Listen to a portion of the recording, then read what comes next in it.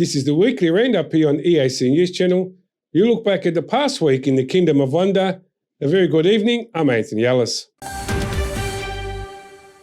Prime Minister Hun Sen has said that the execution of Khmer Rouge leaders was justified, while reflecting on how Vietnam mobilised its army to attack to overthrow the regime of the Cambodia People Republic. The Prime Minister made this remark while speaking at the historic site of Kot Tamor X16 in Mamut District, Tabong Kamon Province, on the occasion of the 45th commemoration day of the historic journey leading to overthrow of the Pol Pot genocide regime on Monday morning. EAC News reporter Deccan Nin has the details. Prime Minister Hun Sen stated that for many years, Vietnam and the Cambodian People's Party were painted as having led an invasion to kill Cambodians. However, the Prime Minister said that through the establishment of the Khmer Rouge Tribunal, established by the United Nations Security Council and the Royal Government of Cambodia, the court was able to successfully convict Khmer Rouge leaders, revealing the truth and giving justice to Vietnam and the Cambodian People's Party. ហើយបើចង់ដឹងថាតើកងទ័ពវៀតណាមធ្វើអន្តរាគមន៍សងគ្រោះប្រជាជនកម្ពុជាខុសឬត្រូវទៅសួរតុលាការកូនកាត់អង្គការសហប្រជាជាតិនិងកម្ពុជាតើសាលក្រមតុលាការកាត់ទោសពលពតមានន័យដូចម្តេចនេះជាការទទួលស្គាល់ដោយអង្គការសហប្រជាជាតិតែម្ដងថាទង្វើរបស់វៀតណាមត្រឹមត្រូវបើទង្វើវៀតណាមមិនត្រឹមត្រូវមិនចាំបាច់កាត់ទោសពួកខ្មែរក្រហមទេ The Khmer Rouge Tribunal began its work in early February 2006 and has thus far completed 4 cases, including Case 001 on the former Tuol Sleng prison chief Kaing Gek Ev, also known as Dut, Case 002/01 on Kieu Sampon and Nguyen Chia, Case 004/01 dropping the charges against Hom Jaim, and Case 004/02 dropping the charges against Ao An. The extraordinary chambers in the courts of Cambodia is scheduled to close by the end of 2022 after more than 16 years of operation. Dekanin, EAC News. In 1977, when the Khmer Rouge took over Cambodia, Prime Minister Hun Sen was struggling to liberate the country. He had 4 options to choose from, but Alternative chose to cross the border to Vietnam to seek help at the risk of his life instead of being waiting to be killed by Pol Pot. EAC News reporter Darshana Guchin has more details. Speaking at the 45th commemoration day of the historic journey leading to the overthrow of the Pol Pot genocidal regime on Monday morning, 20th June, Prime Minister Hun Sen said that he had 4 choices at the time. The first option was to use the armed forces under his control, a large brigade of more than 2,000 people, but to use force and gain control of Memot, Snuol, and other neighboring areas, which was a risky choice. The second option he had was to cross the border to Vietnam by withdrawing and reorganizing the retaliation. The third option was to do nothing and let Pol Pot capture and kill him like everyone else. And the fourth option was to commit suicide. ខ្ញុំសម្រេចចិត្តនឹងជ្រើសរើសយកជម្រើសទី2គឺឆ្លងកាត់ទៅប្រទេសវៀតណាមដើម្បីរៀបចំការតស៊ូសារជាថ្មីឡើងវិញព្រោះបញ្ហានេះមិនមែនជាបញ្ហាថ្មីថ្មោងរបស់កម្ពុជាទេកាលពីក្រោយរដ្ឋប្រហារ1970សម្ដេចព្រះនរោត្តមសីហនុក៏ធ្លាប់បានពឹងពាក់ចំពោះចិនចំពោះវៀតណាមដើម្បីនឹងរំដោះប្រទេសចេញពីរបបលន់នល់ផងដែរខ្ញុំពិតជាមានការលំបាកក្នុងការសម្រេចចិត្តជំរើសយកជំរើសនេះបើទោះបីជាជំរើសនេះជាជំរើសតែខ្ញុំត្រូវបានជ្រើសរើសប៉ុន្តែវាមានការលំបាកណាស់ការចាក់ចែងពីមាតុភូមិចោលប្រពន្ធដែលមានផ្ទៃពោះ5ខែមិនមែនជារឿងលេងសើចសម្រាប់យុវជនម្នាក់ដែលមានអាយុត្រឹមតែ25ឆ្នាំតែប៉ុណ្ណោះក៏ប៉ុន្តែការឈប់ដើរឈរអោបដៃមើលទុកឲ្យពួកប៉ុលពតសម្លាប់ឬក៏ត្រូវធ្វើអត្តឃាតមិនមែនជាជំរើសល្អនោះទេទោះបីជាក្តីសង្ឃឹមត្រឹមតែ 1% ឬតិចជាងនោះក៏ខ្ញុំត្រូវតែធ្វើការដើម្បី ធ្វើសកម្មភាពទៅតាមអ្វីដែលបានធ្វើរួចមកហើយនោះឯង At the end of 1978, Vietnam sent its volunteer troops to join the Cambodian United Front for National Salvation to overthrow the Khmer Rouge genocidal regime, enabling Cambodia to guarantee the right to life, which was the starting point for national development until today. Darshana Gauchan, EAC News.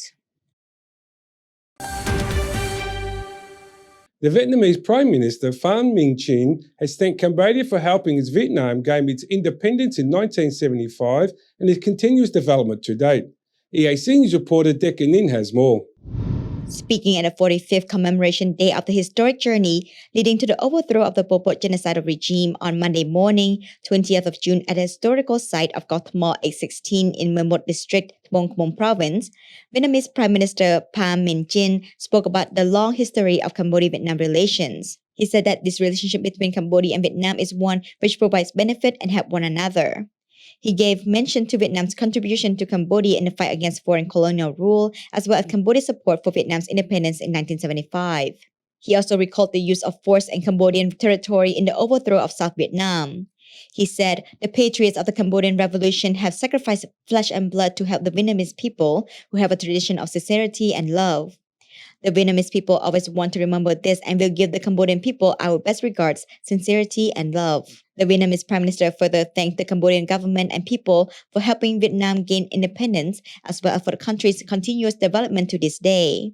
Vietnam gained independence from France on the 2nd of September 1945. However, due to the effects of the Cold War in the 1950s, the country became divided into the communist regime of the North Vietnam, allied with the Soviet Union, and South Vietnam, allied with the United States. With the help of Prince Norodom Sihanouk, North Vietnam was given permission to utilize Cambodian territory in the fight for national unification, which allowed the North Vietnamese army to conquer and occupy South Vietnam and reunify the nation on 30th of April 1975. At the end of 1978, Vietnam sent its volunteer troops to join the Cambodian United Front for National Salvation to overthrow the Khmer Rouge genocidal regime, enabling Cambodia to guarantee the right to life, which was the starting point for national development until today. Dekanin, EAC News. The 35th Asian Intergovernmental Commission on Human Rights meeting was held on the 21st and the 22nd of June via video conference. The meeting was chaired by the President of Cambodian Human Rights Committee and the representative of Cambodia to the AICHR, Kia Remy, and was attended by representatives of the AICHR and the ASEAN Secretariat. EAC News reporter Darshana Gauchan has the details. According to a press release issued by the Cambodian Human Rights Committee, during the meeting, representatives of Indonesia and the Philippines provided updates on the recent developments and initiatives on human rights in some ASEAN member states. The meeting deliberated on a number of documents, such as the annual report of ICHR 2022, ICHR's statement to the 55th ASEAN Foreign Ministers meeting, and the ICHR Priority Program's activities of 2023, in preparation for the annual interface meeting between the ASEAN Foreign Ministers and ICHR representatives to be held in August 2022. Representatives further discussed the progress made on the preparation and implementation of ICHR programs and activities, covering areas such as environmental rights, business and human rights, right to health, trafficking in persons, the rights of the child, and the ASEAN Human Rights Dialogue 2022. Strategies on how to implement the ICHR 5-year work plan 2021 to 2025 were also discussed, along with the recommendations from the Regional Dialogue self-assessment of ICHR progress after 10 years. ICHR held its annual interface with the Committee of Permanent Representatives to ASEAN with focused discussion on strengthening the cooperation of the two bodies, and also met with the Southeast Asian National Human Rights Institutions Forum to explore further cooperation on thematic issues and joint activities of mutual interest. Lastly, ICHR discussed the plan to hold the 4th ASEAN-EU Policy Dialogue on Human Rights in 2022, and all ICHR and ASEAN representatives praised ICHR Cambodia for making excellent arrangements for the meeting.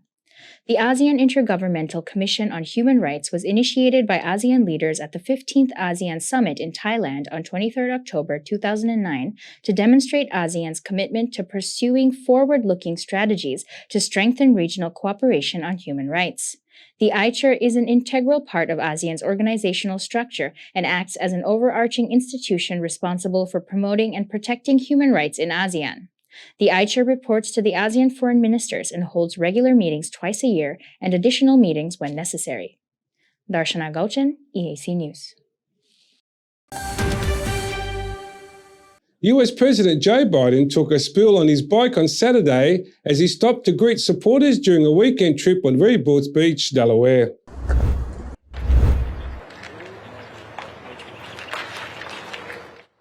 He appeared to be uninjured after standing up immediately. "I'm good," Biden, 79, said after the tumble, which occurred in front of reporters. "I got my foot caught up," he said. The president, who was wearing a bike helmet, said the toe cages on his bike should be removed after his foot got caught before he could steady himself. Later, Biden spent several minutes chatting with people who had gathered to watch him bike. Biden and the First Lady, Jill Biden, were finishing up a morning bike ride in the Gordon's Pond area on the Delaware shore. They marked their 45th wedding anniversary on Friday. It's like any other job. Some parts are easy, some parts are hard. Joe, happy Father's Day tomorrow. Thank you. Happy anniversary. You feel like it's hard?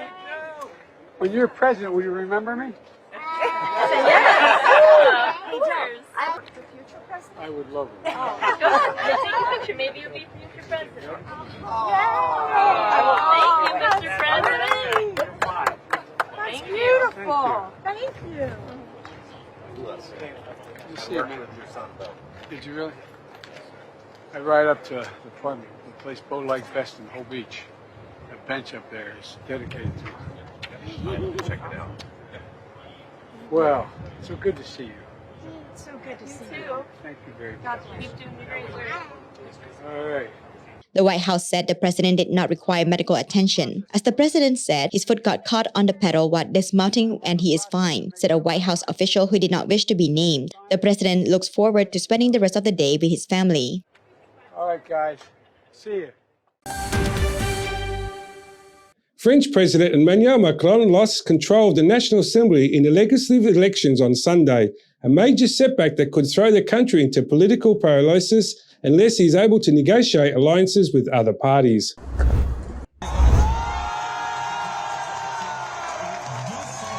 Macron's centrist Assemble coalition, which wants to raise the retirement age and further deepen EU integration, was of course to end up with the most seats in Sunday's election. But they will be well short of the absolute majority needed to control Parliament. The near final results showed.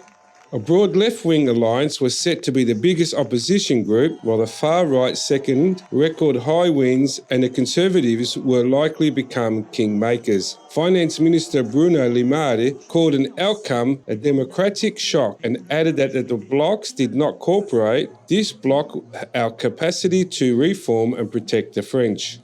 A hung parliament will require a degree of power sharing and compromises among parties not experienced in France in recent decades. There is no set script in France for how things will unfold. The last time a newly elected president failed to get an outright majority in parliamentary elections was in 1988. The results in our risk for our country in a view of challenges we have to face, Prime Minister Elizabeth Borne said, while adding that from Monday on, Macron's camp will work to seek alliances. Macron could eventually call a snap election if a legislative gridlock ensures.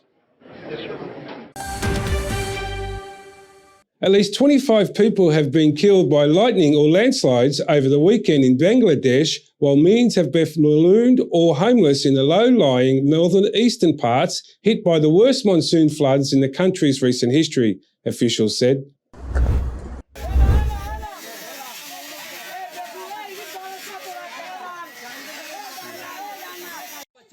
In the neighboring Indian state of Assam, at least 17 people were killed during the wave of flooding that began this month, police officials said on Sunday. Many of Bangladesh's rivers have risen to dangerous levels, and the runoff from heavy rain from across Indian mountains exacerbated the situation, said Arifuzaman Bhuiyan, the head of the state-run flood forecasting and warning center. Thousands of policemen, army personnel, have been deployed to parts of the country to help search and rescue efforts. About 105,000 people have been evacuated so far, but police officials estimated that over 4 million were still stranded.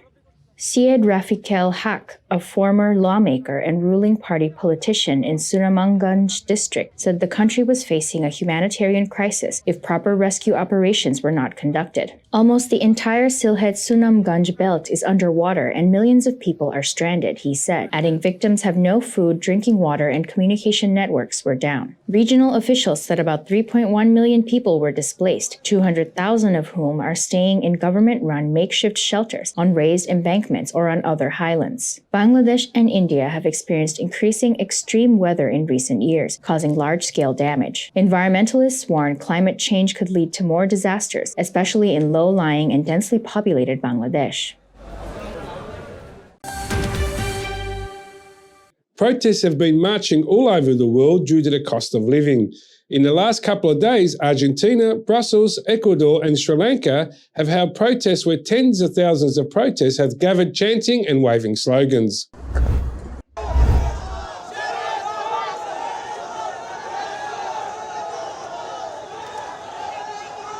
Tens of thousands of people gathered in the center of Brussels on Monday, 20th of June to protest against the cost of living. Strikes forced the Brussels airport to cancel all departing flights and halted many bus services across the country. Inflation hit 9% in June in Belgium, mirroring sharp price rises elsewhere largely because Russia's invasion of Ukraine has hit grain supply and caused the cost of energy to spike. Monday, 20th of June, thousands of indigenous demonstrators marched through Ecuador's capital on Monday, urging President Guillermo Lasso to agree to demands for economic and social support, the latest in a series of protests that have injured dozens and disrupted the economy. Amid a surge in the cost of living, the protest began last Monday with a list of 10 demands, including a fuel price cut, preventing further expansion of Ecuador's oil and mining industry, and more time for small and medium-sized farms to pay off debt. Police in Nepal's capital fired tear gas and charged at protesters with sticks on Monday, 20th of June, to break up a demonstration by students against fuel price hikes, officials and witnesses said, in a sign of growing public discontent over rising inflation. The price hike is a crime done against the public, Girish Tagudna, a protester, told reporters. Dinesh Manali, a police official, said protesters threw stones and damaged a police vehicle, but that there were no injuries or arrests. Fares for public transport and goods vehicles has been increased by up to 7.7% following the fuel price increase, local authorities said. Nepal's 29 million people are facing a surge in food and energy prices, raising the risk of social unrest. Annual retail inflation accelerated to a 6-year high of 7.87% in mid-May. Hundreds of university students, trade unionists, and artists marched through the streets of the capital, Colombo, demanding the resignation of the government of President Gotabaya Rajapaksa. Economic mismanagement and the COVID-19 pandemic have left Sri Lanka battling its worst financial problems in 7 decades, and a lack of foreign exchange has stalled imports of essentials, including fuel, food, and medicines. The island nation of 22 million people is scrambling to get fuel shipments in the next 3 days, the energy minister said, as public disaffection grows because of a persistent shortage of diesel and petrol. But public distress at the prolonged shortages is growing.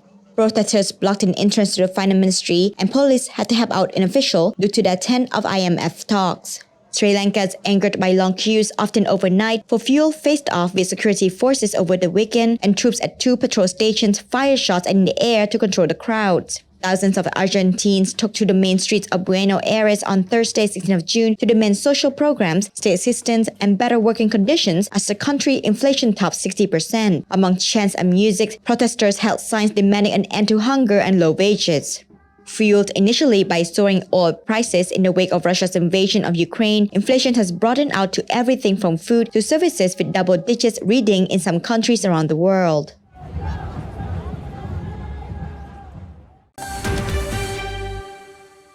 The Secretary-General of Muslim World League, Mohammed Abdul Karim Al-Assa, has praised the leadership of the Prime Minister Hun Sen, who he said has maintained religious stability in the country, allowing people of all practicing religions in Cambodia to live harmoniously together. The Secretary-General made this statement during the meeting in the Prime Minister Hun Sen on Tuesday morning at the Peace Palace in Phnom Penh. EAC News reporter Darshana Guchen has more details. The Prime Minister's assistant, Ieng Sopalet, told reporters after the meeting that Secretary-General Mohammed Abdul Karim Al-Issa considers Cambodia to be a country of interest because it is a country without significant religious discrimination where people of all practicing religions can live together. He said, "This is the true value of Cambodia, which is revered as a model for the world." The Muslim World League Secretary General also congratulated Cambodia on having a prime minister that leads the country in a way that avoids inciting religious conflicts. He added that Saudi Arabia takes the example of Cambodia's leadership and shares it on various forums, with many leaders learning how Cambodia has given freedom and religious love to all. Prime Minister Hun Sen said that in order for a country to achieve peace, stability, and development, it must be tolerant and religiously harmonious without bias. Laws or political policies cannot be used to control people's religions, and on the contrary, policies and methods must be aimed at making progress. The Muslim World League is an international non-governmental Islamic organization based in the holy city of Mecca. It aims to present to the world true Islam and its tolerant policies, provide humanitarian aid, extend bridges of dialogue and cooperation with all, engage in positive openness to all cultures and civilizations, follow the path of centrism and moderation to realize the message of Islam, and ward off movements calling for extremism, violence, and exclusion for a world characterized by peace, justice, and coexistence. Darshana Gauchan, EAC News.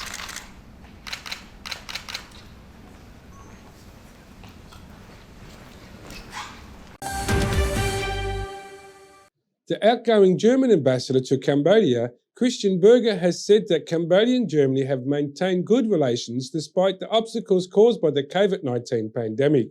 He hopes the relationship between the two countries will continue to grow. The ambassador made this statement while visiting the Prime Minister Hun Sen at the Peace Palace on Tuesday morning for his farewell meeting. Ambassador Christian Berger said that everything went smoothly in his 3 years as the German ambassador to Cambodia, and bilateral relations between the two countries were well maintained. The further development in relations what Germany and Cambodia have both wanted. Prime Minister Hun Sen thanked the German ambassador for helping further develop Cambodia-Germany relations and wished him more success in the future. The Federal Republic of Germany and Cambodia have a diplomatic relations since 1967. Although these relations were interrupted between 1969 and 1993, Germany established official relations with Cambodia's Supreme National Council in 1992, and after that 1993 elections, Germany's representative at the SNC was converted into diplomatic missions. The Cambodian Red Cross, with the Queen Mother Norodom Sihanouk Sihanouk as the Honorary President and First Lady Bundalani Hun Sen as the President, has donated $50,000 for the fourth time, as well as other materials and food to the Angkor Hospital Children's located in Siem Reap to support the process of providing health services to Cambodian children. EAC News reporter Darshana Gauchan has this story. The first Deputy Secretary General of the Cambodian Red Cross and the Permanent Vice President of the National Elite Working Group, Mayan Neri Sopiak, led the Executive Committee of the Cambodian Red Cross branch in Siem Reap to hand over the funds and materials on the morning of Monday, 20th June. Welcoming the director of Angkor Hospital for Children, Dr. Nuon Chan Piktria, said that currently the Angkor Hospital for Children in Siem Reap is busy, with more than 400 children coming a day to receive medical checkups and medical care for general diseases, surgery, eye problems, cancer, newborn care, and more. Children and their families come from all provinces in Cambodia to receive care at the hospital. He added that the hospital relies entirely on funds from donors, philanthropists, partners, and fundraisers, both domestic and foreign, to keep its health services running.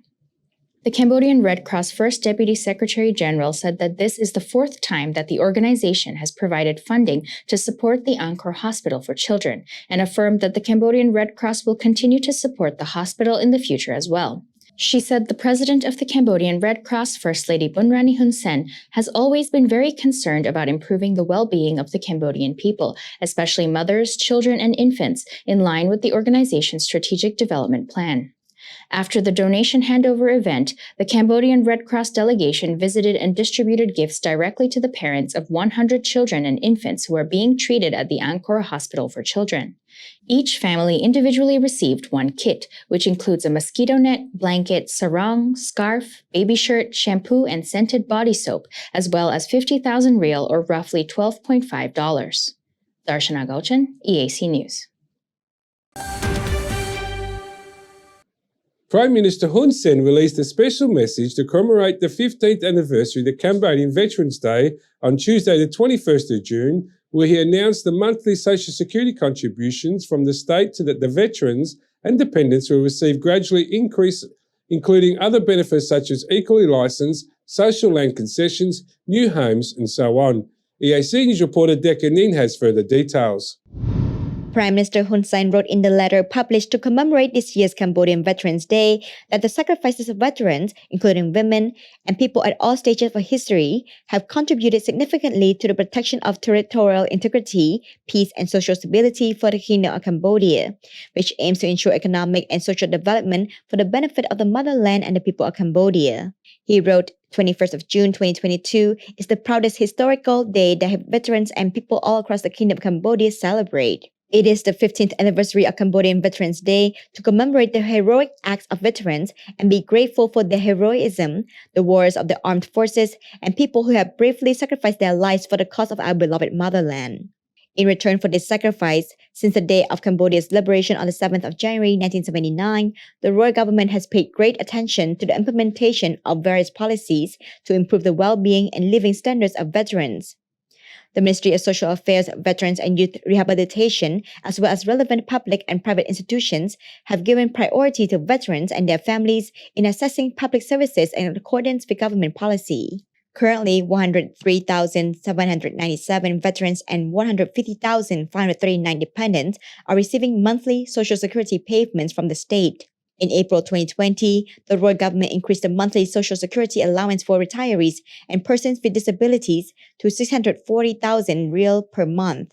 The benefits will also apply to civil servants and armed forces. The royal government has provided National Social Security Fund cards for persons with disabilities and retirees, as well as Health Equity Fund cards for book holders of the families of victims and the deceased.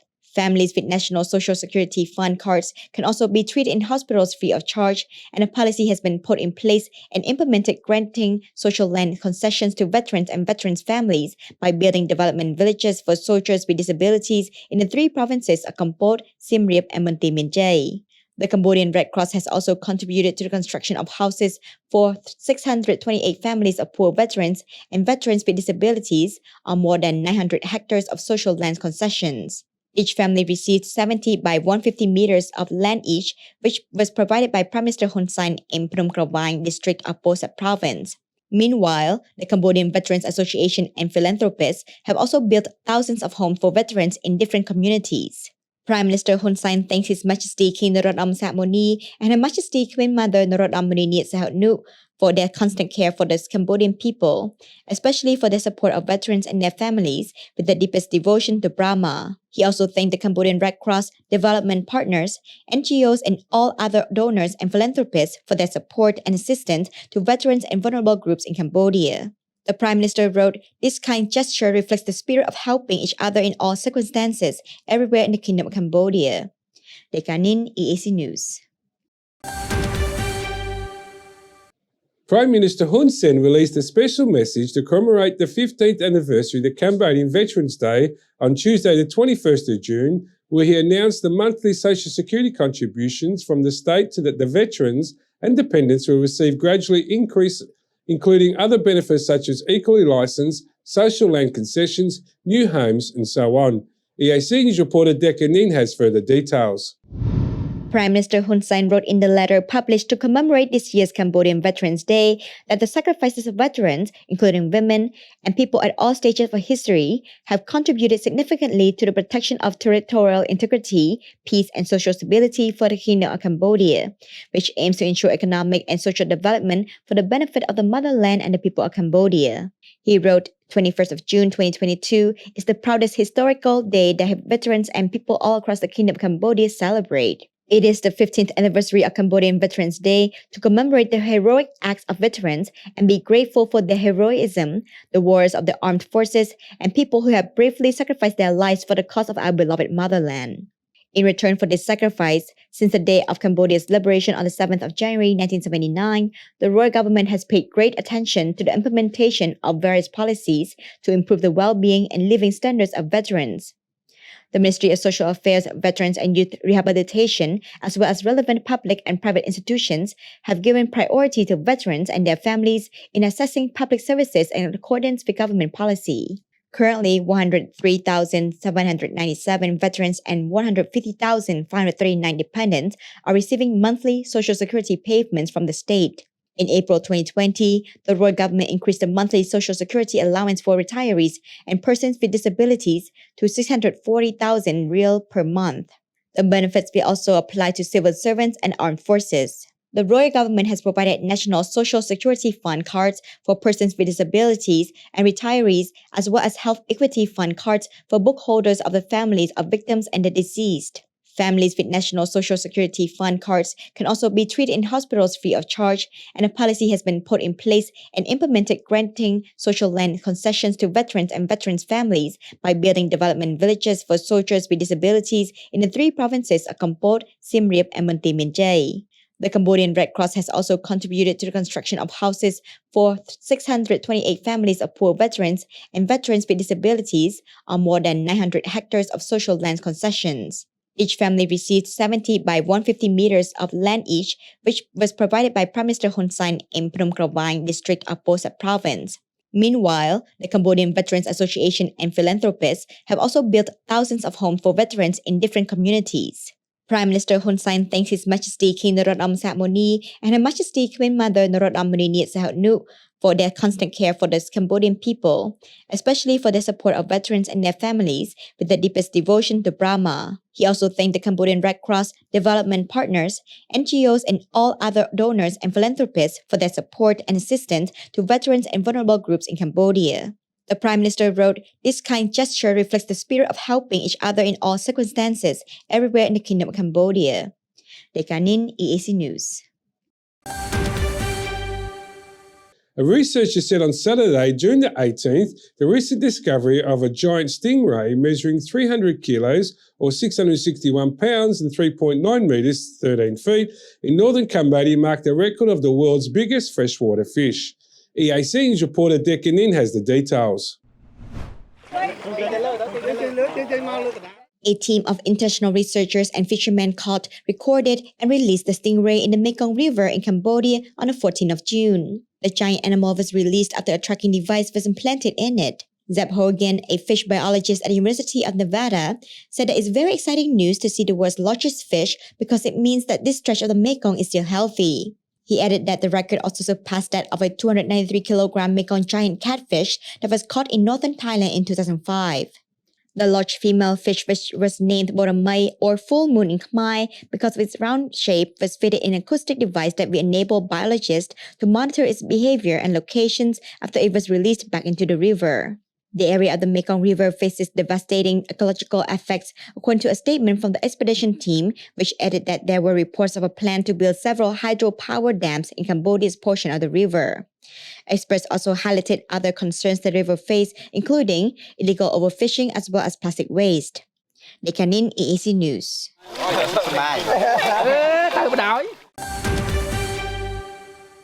More than 2/3 of refugees and Venezuelans displaced abroad come from countries that have suffered from hostile actions or sanctions from the US, according to the report released by the UN Refuge Agency, UNHCR, on Thursday. UNHCR said on Thursday in its annual Global Trends report that 89.3 million people around the world are displaced, well over double the figure of 10 years ago. More than 2/3 or 69% of refugees and Venezuelans displaced abroad come from just 5 countries: Syria 6.8 million, Venezuela 4.6 million, Afghanistan 2.7 million, South Sudan 2.4 million, and Myanmar 1.2 million. To varying degrees, these countries have suffered from U.S. and Western military intervention or unilateral sanctions, which have caused or aggravated the plight of refugees around the world. The U.S. and its Western allies have launched wars in Iraq and Afghanistan, cultivated anti-government forces in West Asia and North Africa, intervened forcefully in various regional situations, become directly involved in the Syrian war with military intervention, and have long interfered in Venezuela's internal affairs and continue to impose economic sanctions on the nation. Critics point out the hypocrisy of Western nations talking about humanitarian issues, all the while their actions cause social unrest, economic deterioration, and mass impoverishment in many countries, directly adding to the global refugee crisis. Even though they are at the root of many of the world's major refugee crises, the US and Western countries are failing to fulfill their basic commitments to alleviating the plight of people displaced by their own actions and policies, critics say. According to the UNHCR's projected global resettlement needs of 2022, nearly 90% of the world's refugees are hosted in developing countries, not developed Western countries. The United States' policy on refugees has become a highly charged partisan political issue and not a humanitarian issue at all, say critics, with migrants from many countries in Central and South America in peril at the U.S. border, where they have reportedly been subjected to inhuman treatment by U.S. officials. According to the U.S. Customs and Border Protection, law enforcement authorities have arrested over 200,000 migrants at the U.S.-Mexico border for 2 consecutive months since March. Data shows that in 2021, U.S. law enforcement officials apprehended an estimated 1.7 million migrants, including 145,000 children at the U.S.-Mexico border, a 20-year high. To distribute food, but there is so much snatching that she can barely... Dmitry Muratov, the co-winner of the 2021 Nobel Peace Prize and the editor of one of Russia's latest major independent newspapers, auctioned off his Nobel medal on Monday the 20th of June for a record of $103.5 million to aid children displaced by the war of Ukraine. All proceeds from the auction, which coincided with the World Refuge Day on Monday, would the benefit UNICEF's humanitarian response for Ukraine's displacement children. Heritage Auctions, which conducted a sale in New York, said in the statement. Muratov's Novaya Gazette newspaper, fiercely critical of President Vladimir Putin and his government, suspended operations in Russia in March after warnings from the state over its coverage of the war in Ukraine. Pressure against liberal Russian media outlets have been continuous under Putin, Russia's paramount leader since 1999, but it has mounted after Moscow sent troops into Ukraine on February the 24th. Muratov has attacked with red paint in April. Russia's mainstream media and state-controlled organizations follow closely the language used by the Kremlin to describe the conflict with Ukraine, which Moscow calls a special operation to ensure Russian security, intensifies its neighbor Kyiv, and its Western allies say it's an unprovoked war of aggression. According to US media reports, the auction of Muratov's prize shattered any record of any Nobel medal that has been auctioned off, with reports saying that the previous highest sale fetched just under $5 million. Muratov, who was a co-founder of Novaya Gazette in 1991, won 2021 the Nobel Peace Prize with Maria Ressa of the Philippines for the Nobel Prize Committee said was the efforts of safeguard freedom of expression, which was a precondition for democracy and lasting peace. Muratov, who pledged to donate about $500,000 of the prize money to charities, dedicated his Nobel to the 6 Novotas Gazette journalists who have been murdered since 2000. The list included journalist Anna Pokrovskaya, a critic of Russia's war in Chechnya, who was killed in 2006 in the elevator of her Moscow apartment building.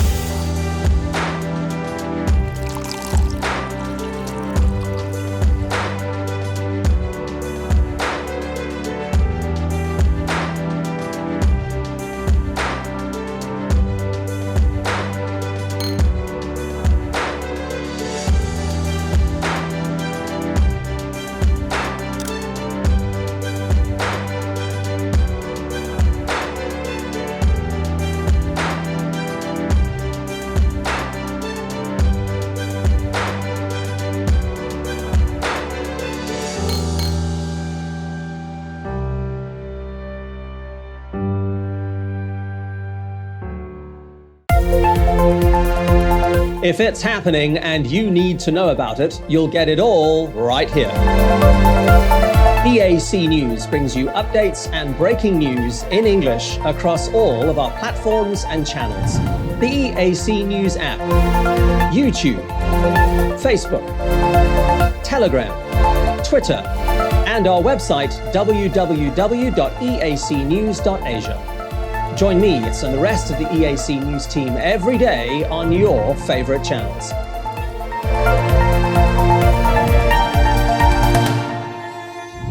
EAC News, Cambodia made clear.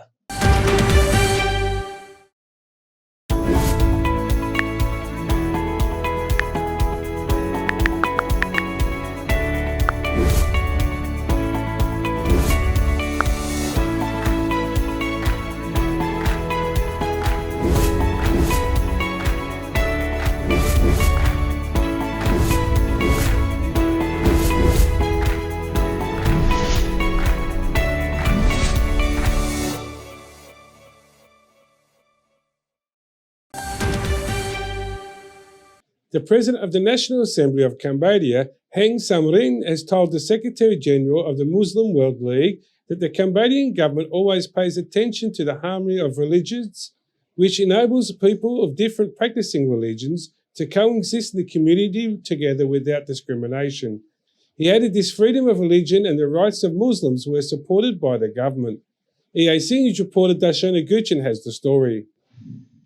During a meeting with the Secretary-General of the Muslim World League, Mohammed bin Abdul Karim bin Abdulaziz Al Isa, at the National Assembly on Wednesday morning, President Heng Samrin stated that the royal government of Cambodia has always taken great care of Muslims through the harmonization of race and religion and freedom of religion, encouraging harmonious living with minority communities without discrimination. In addition, he said that the royal government of Cambodia has made efforts to improve the lives and freedoms of Muslims in Cambodia, including the promotion of places of worship for Muslims in private and public institutions, as well as the right of Muslim students to choose Islamic uniforms. He added that there are currently 8 parliament members and 2 Senate members who are Khmer Muslims and who have contributed to the representation of Muslims in Cambodia.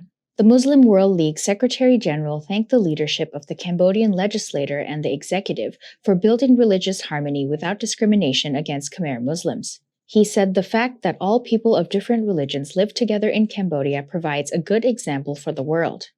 The National Assembly President stressed that the Secretary-General's current visit shows his concern for the well-being of Muslims in Cambodia and reflects the relationship and cooperation between his organization and the royal government of Cambodia. The Muslim World League is an international non-governmental Islamic organization based in the holy city of Mecca. It aims to present to the world true Islam and its tolerant principles, provide humanitarian aid, extend bridges of dialogue and cooperation with all, engage in positive openness to all cultures and civilizations, follow the path of centrism and moderation to realize the message of Islam, and ward off movements calling for extremism, violence, and exclusion for a world characterized by peace, justice, and coexistence. The Muslim World League Secretary-General previously congratulated Cambodia on having a prime minister that leads the country in a way that avoids inciting religious conflicts. He stated that Saudi Arabia takes the example of Cambodia's leadership and shares it on various forums, with many leaders learning how Cambodia has given freedom and religious love to all. Darshana Gauchan, EAC News. Prime Minister Hun Sen has urged the Ministry of National Defence of Japan to support the existing cooperation plan and to promote the Japan-Cambodia cooperation plan even more, including training and capacity building of the Cambodian army. He made these remarks during a meeting with the Japanese Defence Minister Kishinobu at the Peace Palace on Wednesday morning. EAC News reporter Decca Nin has more. Japanese Defense Minister Kishinobu has said that he was pleased with the relationship as well as the past exchange of visits between the leaders of the Ministry of Defense of Cambodia and Japan, saying that these activities have helped deepen the relationship between the two countries as well as made it more prosperous. He added that Japan has always supported Cambodia in finding a solution to the ongoing crisis in Myanmar. Prime Minister Hun Sen expressed his support for the building of relations between Cambodia and Japan and for achieving a more active Japanese cooperation plan, which includes the exchange of young officers and senior officers training to assist the Cambodian army on humanitarian work and disaster relief. He also asked Japan to provide training for officers on acting duty and commanders of engineering and health. The meeting between Prime Minister Hun Sen and the Japanese Minister of Defense took place while Cambodia is currently hosting the ASEAN-Japan Defense Ministers meeting in Phnom Penh. Ministers from ASEAN member countries and Japan have traveled to Cambodia to attend this meeting. Defense Minister Kishinobu has also previously voiced his support for Cambodia's role as the 2022 ASEAN chair and affirmed that this year would be meaningful for Cambodia-Japan bilateral relations. This support was expressed during a meeting with the Deputy Commander of the Royal Cambodian Armed Forces and Commander of the Royal Cambodian Army, Lieutenant General Hun Man Nait, at the Japanese Ministry of National Defense on the 15th of February 2022. In addition, the Japanese Minister of Defense has praised the joint efforts between Cambodia and Japan to maintain close ties in the field of defense and has shown support for Cambodia's initiative to strengthen the Cambodian Army's human resource capacity on key skills, with the expectation that Cambodia will be a good partner to contribute to strengthening and maintaining peace in the region. Nekanin, EAC News. The Indonesian Minister of Defense, Prabowo Subianto, has requested support of the Prime Minister Hun Sen to train Indonesian boxers in Bakatal. The request was made during the Ministers Prabowo's meeting with the Prime Minister Hun Sen on Wednesday afternoon at the Peace Palace.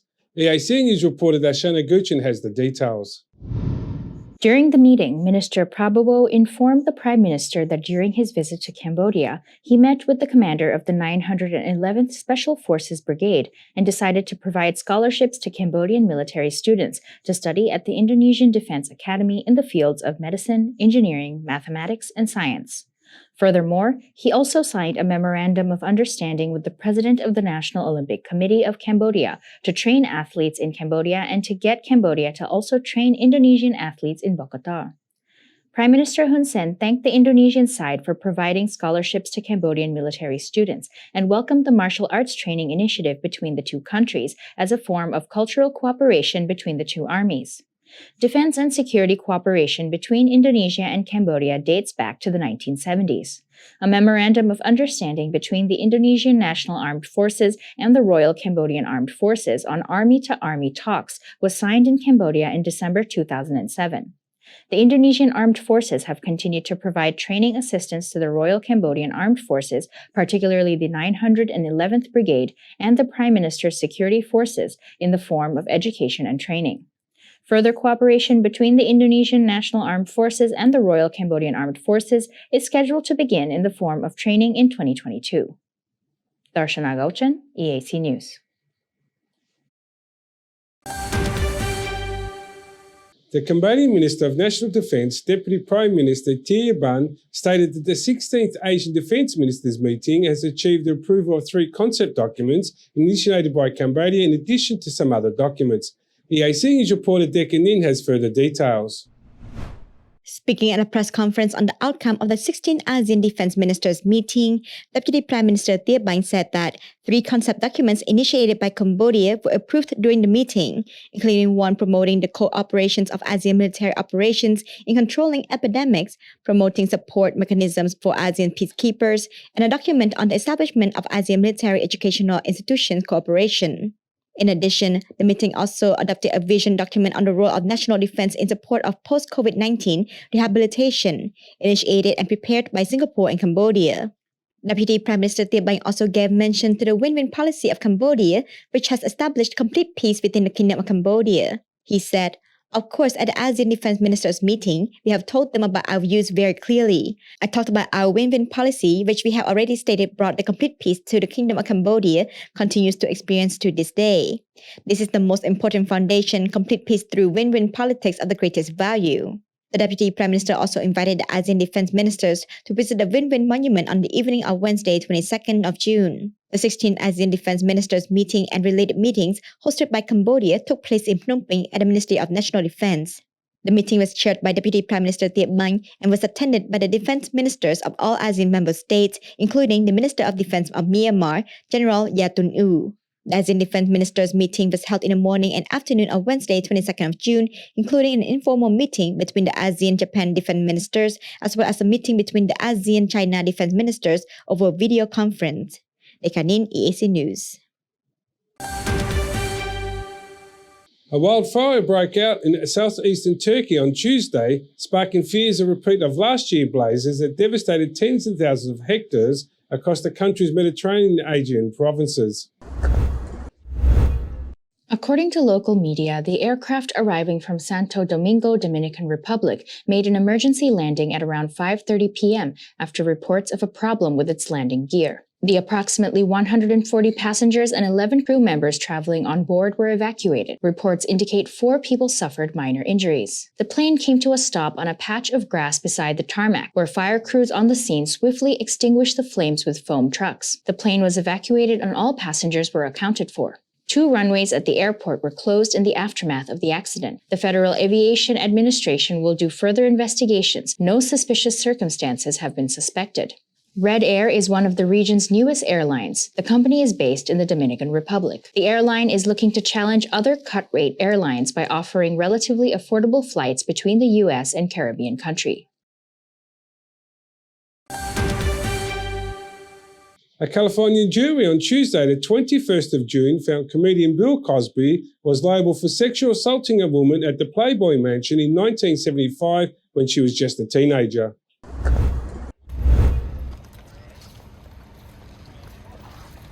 The jury awarded Judith Huth $500,000 in damages for emotional distress. She said she has suffered years later when multiple allegations against Cosby from other women had helped stir up memories of her interaction with the comedian. Huth testified that the comedian invited her and a friend to the Playboy Mansion when she was 16 and he was 37 and forced her to perform a sex act. She told jurors that Cosby took her hand and used it to masturbate his penis. It's been torture. It has, just to be ripped apart, thrown under the bus, backed over, and this to me is such a big victory. It really is, to all victims. Today, our client, Judy Huth, won real change because she fought Bill Cosby one step at a time for over 7.5 years. And she proved with the jury's verdict that Mr. Cosby did sexually assault her when she was a minor, and that he should be held and was held accountable for what he did to her. There's no other case that I'm aware of where someone like Ms.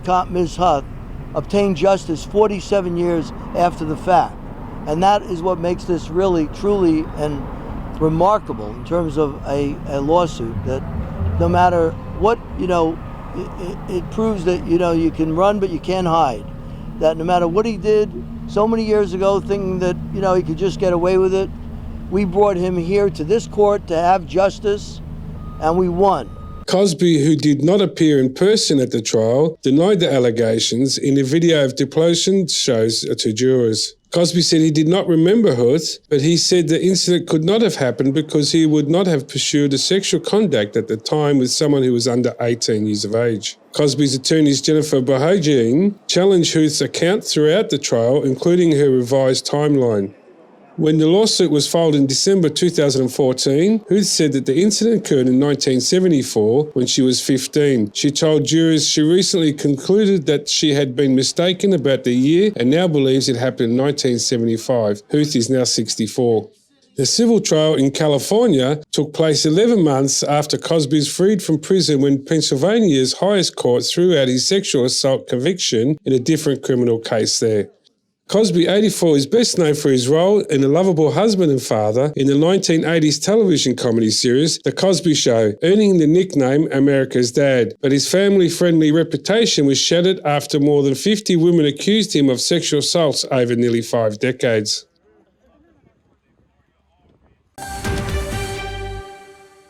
A wildfire broke out in southeastern Turkey on Tuesday, sparking fears of a repeat of last year's blazes that devastated tens of thousands of hectares across the country's Mediterranean and Aegean provinces.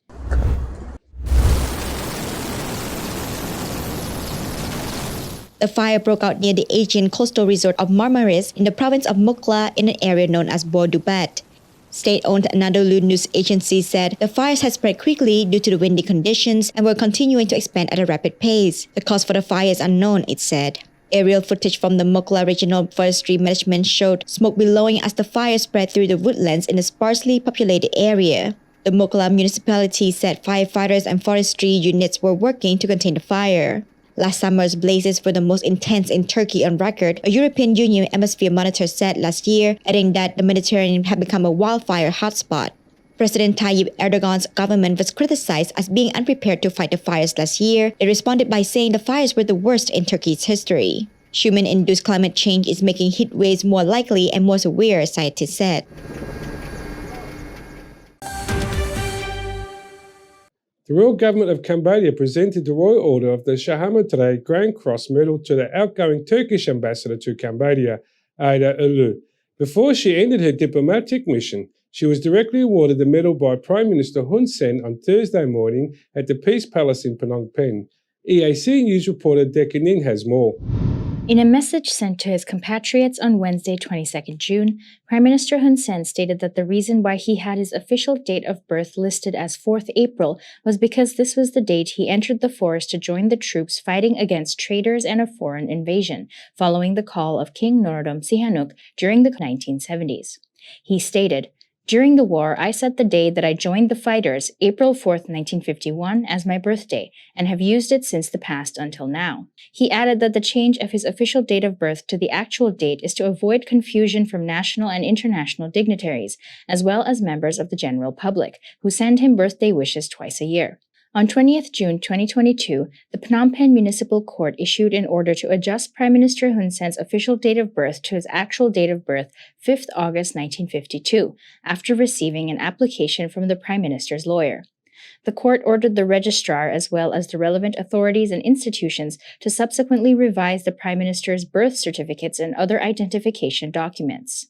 After the court issued the order, Prime Minister Hun Sen wrote letters to Her Majesty Queen Mother Norodom Moniniat Sihanouk, His Majesty King Norodom Sihamoni, President of the Senate Sai Chum, President of the National Assembly Heng Samrin, Minister of Interior Deputy Prime Minister Sal King, Chairman of the NEC Prak Chan, Minister in charge of the Office of the Council of Ministers Deputy Prime Minister Bin Chin, and the Minister of Foreign Affairs Deputy Prime Minister Prak Sakhon to inform them of this decision.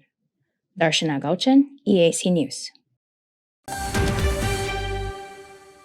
The Royal Government of Cambodia presented the Royal Order of the Shahamatare Grand Cross Medal to the outgoing Turkish ambassador to Cambodia, Aida Ulu. Before she ended her diplomatic mission, she was directly awarded the medal by Prime Minister Hun Sen on Thursday morning at the Peace Palace in Phnom Penh. EAC News reporter Decca Nin has more. During the meeting with Prime Minister Hun Sen, Ambassador Aida Unlu informed him that relations between Turkey and Cambodia have been well maintained, both commercially and politically, over the last 2 years, even despite the COVID-19 pandemic. The goodwill of this relationship is evidenced by Prime Minister Hun Sen's past visit to Turkey and other past subsequent visits of Cambodian high delegates to Turkey. The ambassador added that she was pleased to be the Turkish ambassador to Cambodia. Leaving Cambodia, she feels like she is leaving home, said the Prime Minister assistant in Sapor Light while speaking with reporters after the meeting. The Turkish ambassador is also reported to have informed the Prime Minister that she will continue to make the relationship between the two countries stronger and deeper no matter where she is based. Prime Minister Hun Sen presented Ambassador Aida Unlu with the Royal Order of Sahamatare Grand Cross Class Medal for her contributions to building relations between Cambodia and Turkey and to the development of Cambodia. The Royal Order of Sahamatare Grand Cross Medal is awarded by the royal government to diplomats or representatives of friendly countries who have served for the benefit of relations with Cambodia, bestowed by a sub-decree. Turkey first established its embassy in Cambodia in 2013, which officially opened in March 2015. Aida Unlu became Turkish ambassador to Cambodia in February 2018. Dekanin, EAC News. The Secretary-General of the National Organisation Committee of the 32nd Southeast Asian Games, Vat Thamran, has said that the Cambodia hosting the 32nd SEA Games will help show the world that Cambodia is now different from the image of the war-torn country people may still have from the past. EAC News reporter Decca Nin has more. Speaking at a press conference on the road to the 32nd Southeast Asian Games 2023 on Thursday, 23rd of June, the Cambodian SEA Games Organizing Committee Secretary General Vat Chamrang said that many countries spend a lot of money to host sports events. For example, China hosted the 2008 Olympic Games, which cost more than $2 billion US. He said the reason China spent so much money to host the Olympics is because the country wants to be seen by the world and show how it has become a superpower. In this line, he stated that Cambodia is organizing the SEA Games because Cambodia also wants the world to see the progress of it has made since emerging from the devastation of war. He said, "We want to change Cambodia from being a country with a bad world image. Because the world is so big, some countries do not know Cambodia well, and some countries and people still have the mindset that Cambodia is still a war-torn country, still a country with a lot of mines, still a poor country. They do not know what Cambodia is really like now, so what we will do with the SEA Games is easily disseminate this information to the world." The Minister of Information, Kieu Kanyaret, also spoke at a press conference and said, "Before, Cambodia was known for two things. First, Angkor Wat, and second, the Pol Pot regime. But now, the SEA Games can help change a lot. As I said about sports, when one of us wins medal, our whole country wins too." The 32nd SEA Games will be held under the theme Sport, Live in Peace. Cambodia will host the Games from the 5th to the 17th of May 2023. About 10,000 people, including 7,000 athletes, coaches, and technical officials, are expected to take part in the regional major sporting event, which will feature around 40 major sports events. 5 capitals and provinces have been designated for the competition: Phnom Penh, Siem Reap, Sihanoukville, Kaip, and Kampot.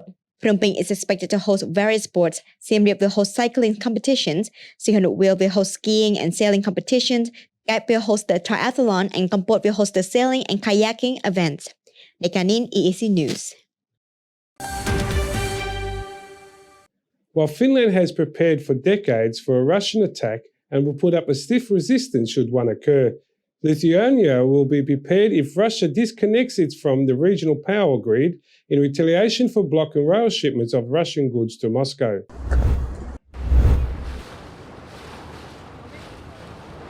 The Nordic country has built up a substantial arsenal, but aside from the military hardware, General Timo Kivinen said a crucial factor is that Finns would be motivated to fight. The most important line of defense is between one's ears, as the war in Ukraine proves at the moment, Kivinen said in an interview. Once a non-aligned country, it is now applying to join the NATO military alliance over concerns that Russia could invade like it did Ukraine on February 24th. Since World War II, Helsinki has kept up a high level of military preparedness. It has also built one of Europe's strongest artilleries and has stocked up on cruise missiles with a range of up to 370 kilometers. It spends 2% of its GDP on defense, a level higher than many NATO countries.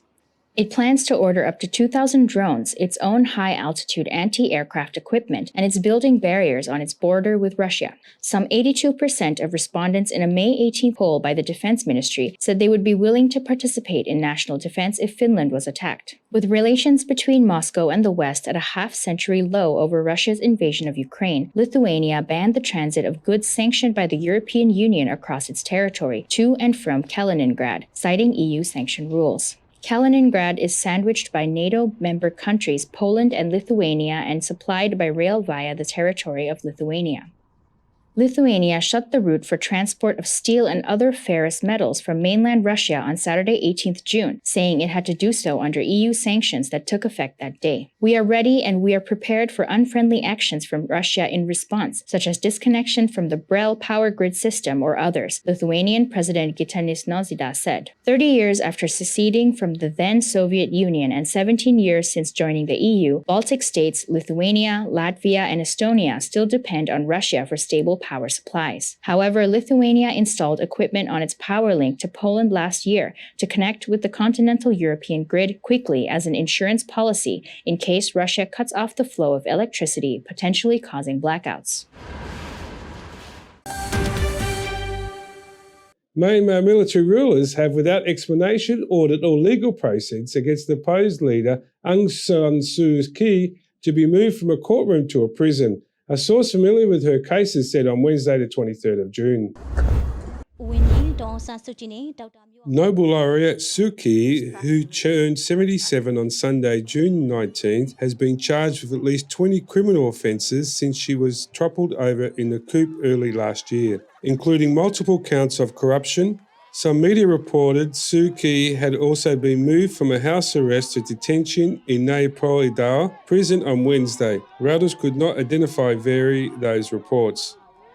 Junta leader Min Aung Hlaing has so far allowed Suu Kyi to remain in detention and undisclosed location in the capital of Nay Pyi Taw, despite convictions that indictment and several minor offences. Suu Kyi denies all charges. The source, who declined to be identified due to sensitive over the trial, said hearings would be shifted to a new special court in Nay Pyi Taw's prison. The ruling military council could not immediately be reached for comment.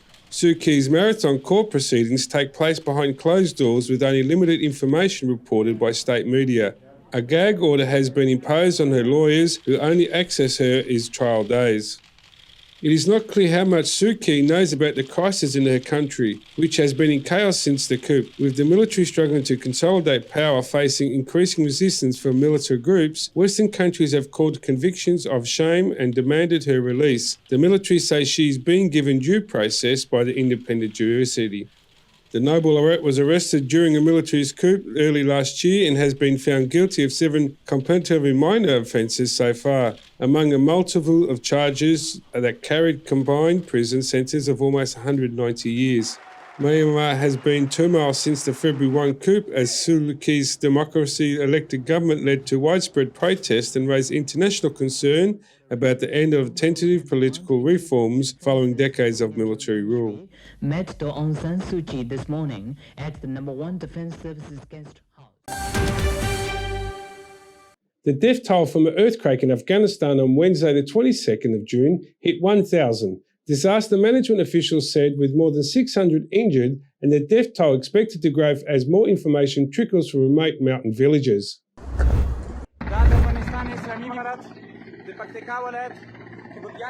Red flares marked the spot for helicopters to land in the Paktika province to reach the injured and fly in medical supplies and food.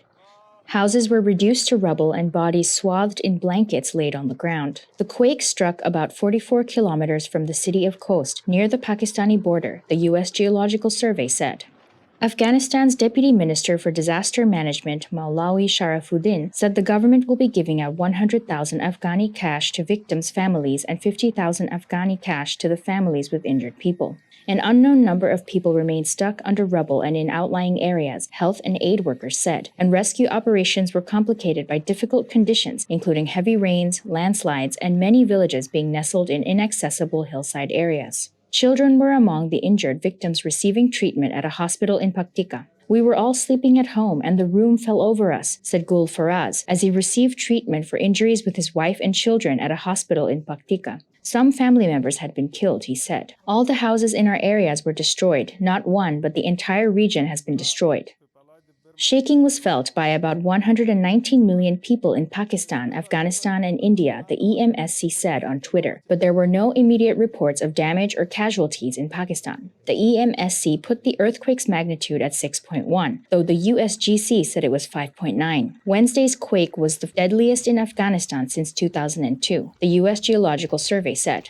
Large parts of South Asia are seismically active because a tectonic plate known as the Indian Plate is pushing north into the Eurasian Plate. Mounting a rescue operation will prove a major test for the Taliban, who took over the country last August and have been cut off from much international assistance because of sanctions. Adding to the challenge for Afghan authorities is recent flooding in many regions, which has blocked stretches of highway.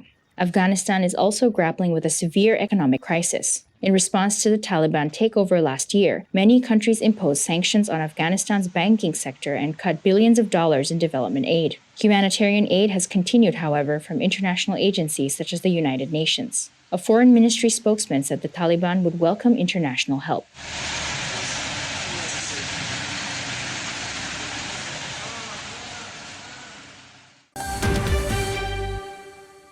The 24th of June of 2022 marks the 55th anniversary of establishment of diplomatic relations between Cambodia and Vietnam. The King of Cambodia, His Majesty King Norodom Sihanouk, has expressed his pleasure over the strong relationship and has said for more than 5 decades the two countries have maintained good and trustworthy neighbourness. EAC News reporter Dashana Guchen has the story.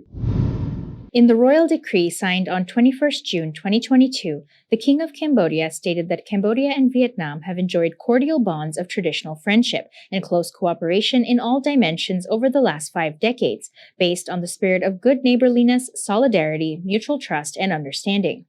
His Majesty further wrote, "The celebration of the 55th anniversary of the establishment of the diplomatic relations will bring us the memories which we extended to each other in the past for the cause of national liberation, unification, independence, and development, and will further enhance the sentiment of solidarity and close cooperation for the shared prosperity of two nations, the ASEAN family and the world at large." Cambodia and Vietnam established diplomatic relations on 24th June 1967 as a show of support and solidarity against foreign aggression. Prime Minister Hun Sen sent a letter to the Prime Minister of Vietnam, Pham Minh Chinh, congratulating Vietnam on maintaining friendly relations with Cambodia and expressing his belief that diplomatic relations between the two countries will only be strengthened going forward. The Prime Minister wrote, "Having gone through a long time of hardship for the cause of national liberation, unification, independence, and development, I strongly believe that Cambodia and Vietnam will continue to deepen our traditional bonds of friendship, long-lasting relations, and comprehensive cooperation in many different areas at bilateral, regional, and international fora in the coming years, which in turn contributes to the maintenance of peace, stability, and sustainable development of the ASEAN community and the world at large." Addressing the 25th anniversary of the Day of Remembrance of the journey to overthrow the Pol Pot genocidal regime at the historic Ca Thamar X-16 military site in Tabong Khmum province, the Prime Minister of Vietnam stated that despite facing many obstacles, Cambodia and Vietnam's relations are still good and solidarity between the two countries has grown even more, especially during the COVID-19 crisis. He added that he considers Cambodia a good brother to Vietnam and said that the two countries have helped each other in the past, which led to the escape from foreign aggression and the overthrow of Pol Pot's genocidal regime in Cambodia. He also thanked Cambodia for helping Vietnam gain its independence. "The patriots of the Cambodian Revolution have sacrificed flesh and blood to help the Vietnamese people, who have a tradition of sincerity and love," said Prime Minister Pham Minh Chinh. "The Vietnamese people always want to remember this and will give the Cambodian people our best regards, sincerity, and love." Vietnam gained independence from France on 2 September 1945. However, due to the effects of the Cold War in the 1950s, the country became divided into the communist regime of North Vietnam, which allied with the Soviet Union, and South Vietnam, which allied with the United States. With the help of Prince Norodom Sihanouk, North Vietnam was given permission to utilize Cambodian territory in the fight for national unification, which allowed the North Vietnamese army to conquer and occupy South Vietnam and reunify the nation on 30th April 1975. At the end of 1978, Vietnam sent its volunteer troops to join the Kampuchean United Front for National Salvation to overthrow the Khmer Rouge genocidal regime, enabling Cambodia to guarantee the right to life, which was the starting point for national development until today. Since then, the relationship between the two countries has become stronger and closer. Darshana Gauchan, EAC News. The ruling Cambodian People's Party has won majority of seats from the Commune Sankret Council election held on Sunday the 5th of June, according to official results released by the National Election Committee on Friday the 24th of June. EAC News reporter Declan Nin has more details. According to the National Election Council, the Cambodian People's Party controls the largest number of Commune Sangkat seats with more than 9,000, followed by the Candlelight Party with more than 2,000. Of the 17 parties that took part in the 5th Commune Sangkat Council election, only 9 were able to win seats, of which the CPP won 9,376, the Candlelight Party won 2,198, Phun Sampik won 19, Khmer National United Party won 13, Grassroots Democrat Party won 6, Cambodian Nation Love Party won 5, Cambodian Youth Party won 3, and the Cambodian Yung Party and Beehive Social Democratic Party won 1 seat each. Commune Sangkat are part of the Cambodia subnational administration, but these elections are still seen as very important for the upcoming National Assembly elections in 2023. A senior party official of the Candlelight Party, Son Chai, announced on the 6th of June that the party will accept the council seats which it has won, despite overall dissatisfaction with the results and the view that the election was not free or fair. The Candlelight Party originated from the former party of Som Rang Si, a longtime opposition leader and former CNRP president, currently living in exile in France but still retaining support, winning 2,198 seats after returning to politics. In 2012, the Samrang Party merged with Kem Sokha's Human Rights Party to form the CNRP. Speaking after a meeting with the Office of the United Nations High Commissioner for Human Rights in Cambodia, the president of Cambodian Human Rights Committee, Kairam Mi, said that the results of the 5th Mandate Commune Sangkat Council election are logical based on the distribution of support between the CPP, who received more than 5 million votes, and the Candlelight Party, who received around 1.6 million votes. He explained, if we compare the results to the votes placed in 2017, the CPP received 3.5 million votes, the CNRP along with the Human Rights Party and Candlelight Party got 3 million. When the Candlelight Party lost a partner and did not have the Human Rights Party join because Kem Sokha did not participate in the election, the party lost about half of its support. This is logically reflected in the number of votes that the Candlelight Party received, 1.6 million, and which is equal to half the votes the CNRP got before. We have received the size of the population and amount of support received by the CPP. The swing vote has increased by more than 5 million votes. Former CNRP President Kem Sokha did not place his vote in the 5th Commune Sangkat Council election 2022. Prince Norodom Chakravuth, president of the Royalist Party, Phun Simpek, also did not go to the polls as he did not register to vote. Prime Minister Hun Sen is known around the world as one of the longest-serving leaders currently still in power, leading the royal government of the Cambodia and the CPP. The 5th Commune Sangkat Council election was held on the 5th of June, with 17 parties competing for 11,622 Commune Sangkat seats nationwide from 1,652 communes. The official results released by the NEC showed that more than 7.3 million people went to vote for the election, equivalent to more than 83% of the 9.2 million registered voters. Dekanin EAC News. The royal government of Cambodia has decided to increase the number of provincial and municipal governors to 11 and to district governors to 7. The increase is in accordance with the amended law on the administration of the capital, provinces, municipalities, districts and khans, which was recently signed into law by His Majesty King Norodom Sihamoni. EAC News reporter Darshana Guchin has the story. Prime Minister Hun Sen has instructed the minister in charge of the Office of the Council of Ministers, the Minister of Interior, the Minister of Economy, the Minister of Public Works and Transport, the Minister of all ministries and the heads of all relevant institutions to be responsible for the implementation of this sub-decree in their respective duties. With this new law, the Board of Governors of the capital and province was increased by 4 members in each province and capital, and the Board of Governors of the municipalities, districts, and khans was increased by 2 members in each municipality, district, and khan. In his closing remarks at the conclusion of the dissemination and implementation of the National Program for Subnational Democratic Development Phase 2 workshop on 21st March 2022, Prime Minister Hun Sen stated that the development of human resources at the subnational administrative level is an important task Cambodia must undertake in order for further development and to succeed in mitigating various risks.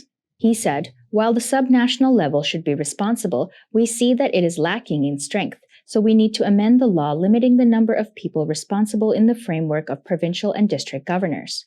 At present, there are a total of 175 governors in the 25 capitals and provinces of Cambodia. Each provincial capital has 7 governors.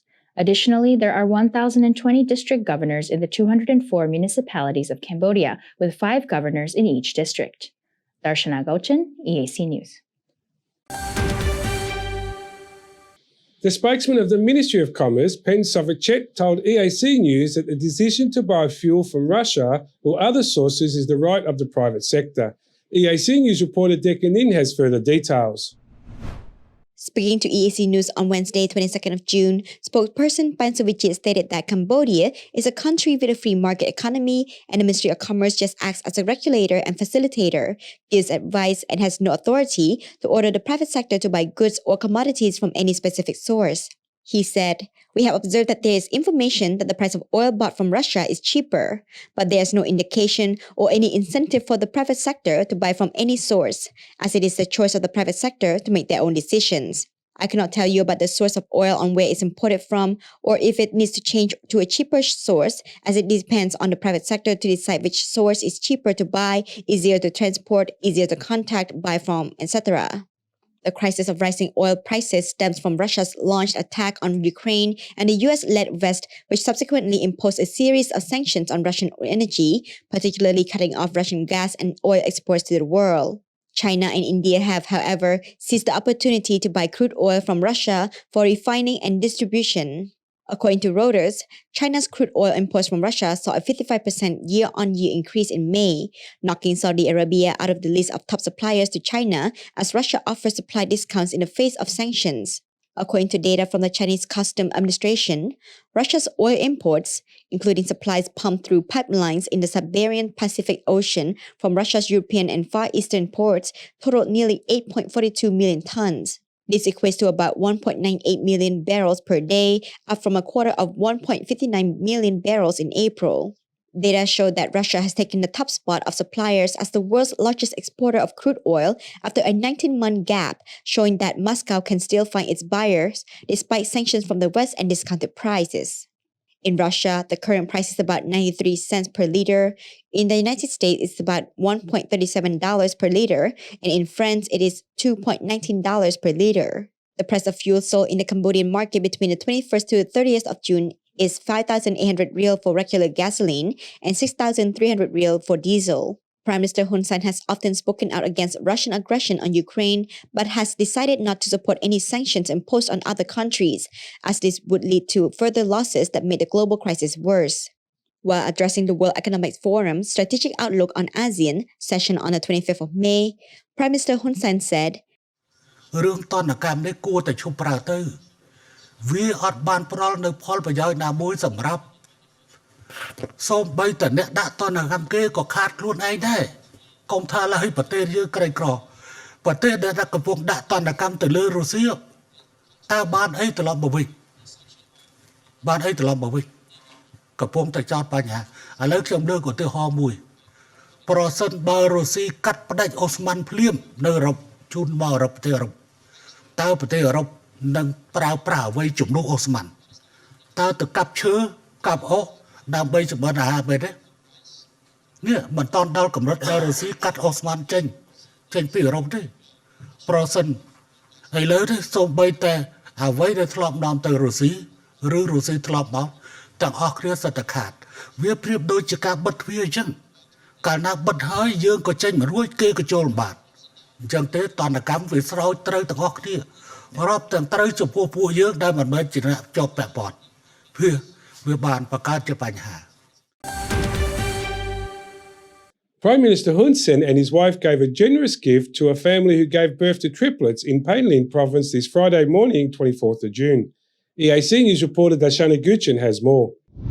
The Prime Minister's assistant, Seng Tieng, brought the donation directly to the family of the newborn triplets, who were born on 9th June 2022 at Kantabupa Hospital in Siem Reap Province. The father, 23-year-old Tlok Rin, and mother, 23-year-old Seng Ten, are both farmers and first-time parents.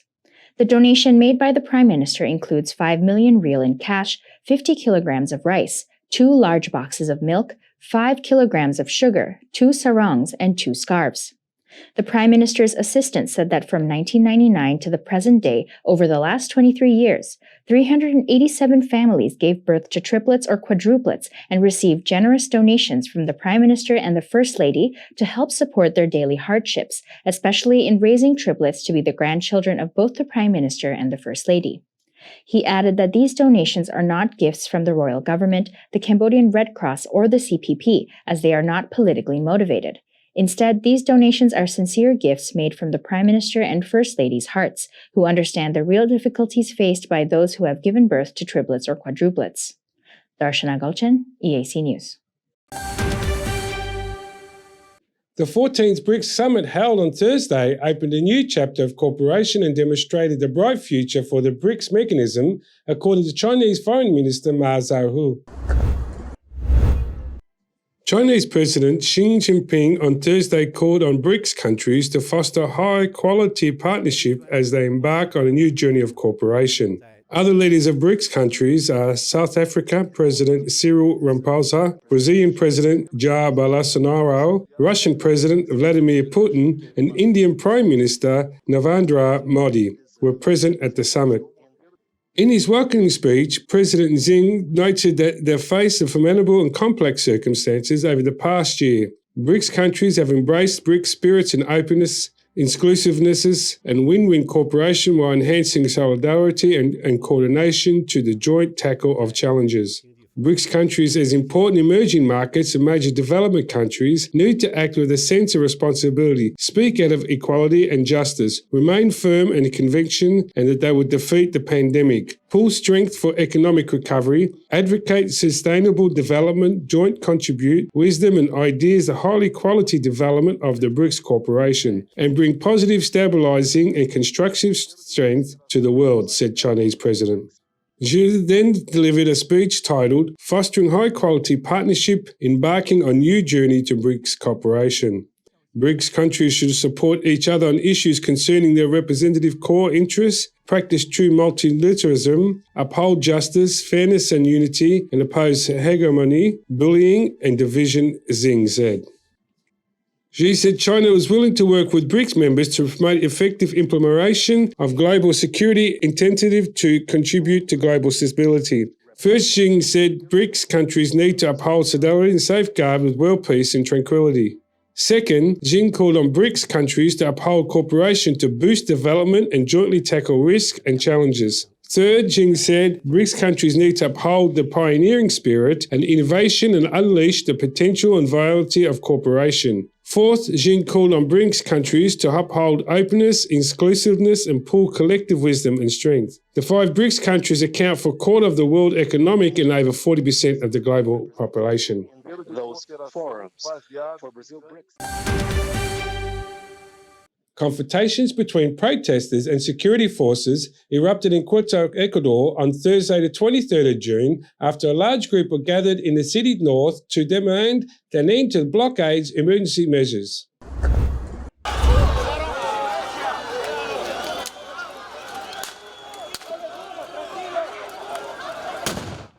Since June 13th, discontent over fuel, food, and other essentials has sparked violent protests across Ecuador, causing President Guillermo Lasso to proclaim a state of exception in 6 districts, including the capital, Quito. The government allowed thousands of marchers into the headquarters of a major cultural organization and pulled back security forces there. In exchange, they asked for people and goods like food and medicine to be allowed to circulate freely. The House of Culture has been taken by force by the people. It's the first triumph, brothers and sisters. Second, what the national government is saying at this moment, it's simply in their hands. We are not going to lose the North. I have been detained. They have tried to assassinate me. Yet we are alive, and we have said, here are the 10 points and period. And if for that reason it falls, the government, it is not our problem, brothers and sisters. President of the Confederation of Indigenous Nationalities of Ecuador, Leonidas Iza, had said. Indigenous leader Neira Chalan said, "We hold the police responsible for the women who are here, publicly. All of you who were given birth to by a woman. We hold you responsible if you divide a family, if you take away a family. We hold you responsible, gentlemen of the public force." Protest leaders denounced police violence during the demonstrations, with one protester identified as Byron Guatatoca killed after being struck in the head by a tear gas canister. Demonstrators have entered flower farms and oil terminals, causing damage in places and disrupting the production of crude.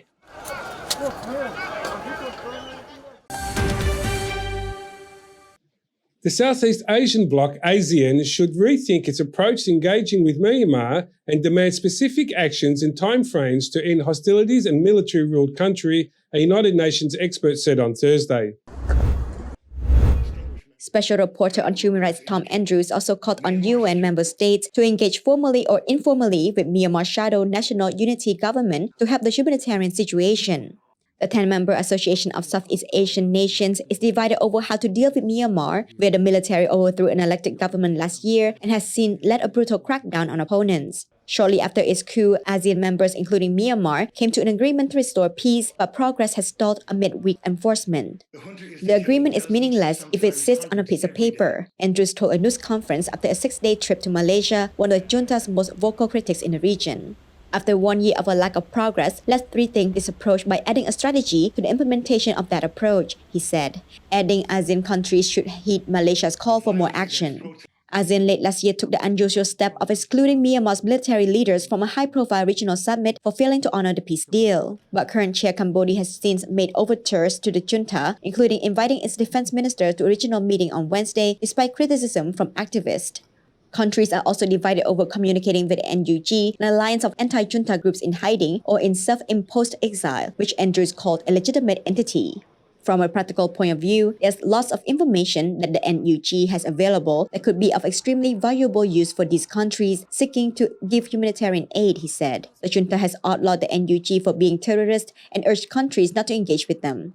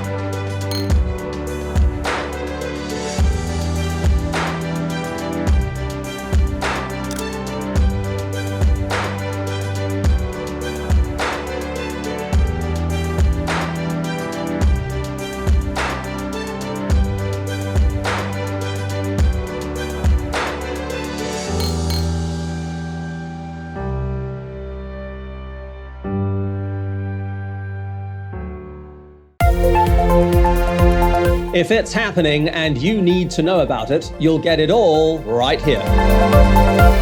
EAC News brings you updates and breaking news in English across all of our platforms and channels. The EAC News app, YouTube, Facebook, Telegram, Twitter, and our website www.eacnews.asia. Join me and the rest of the EAC News team every day on your favorite channels.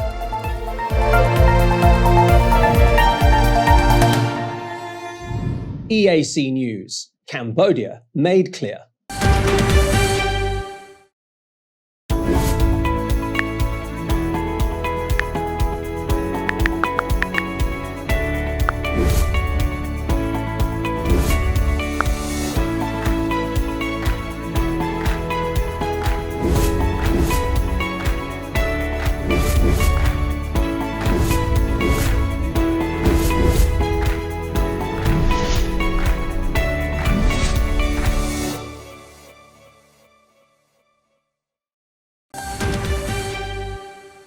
A star-studded movie in the Mother series, When My Mum Gets Old, premiered last week on Tuesday the 14th of June. The premiere was attended by various celebrities in the industry, as well as the Under-Secretary of State of the Ministry of Culture.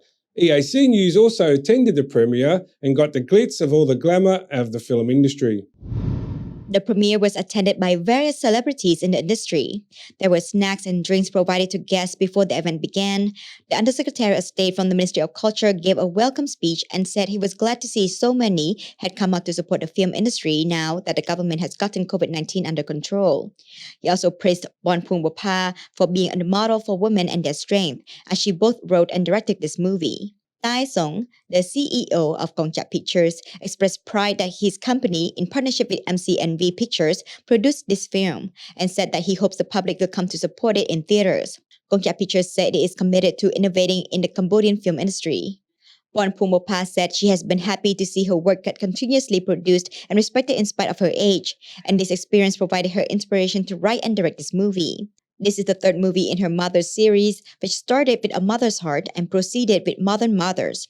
This movie was based on her acclaimed novel published in 2019. Although the topic of the film may seem simple, every family can understand, relate, and talk to each other about it.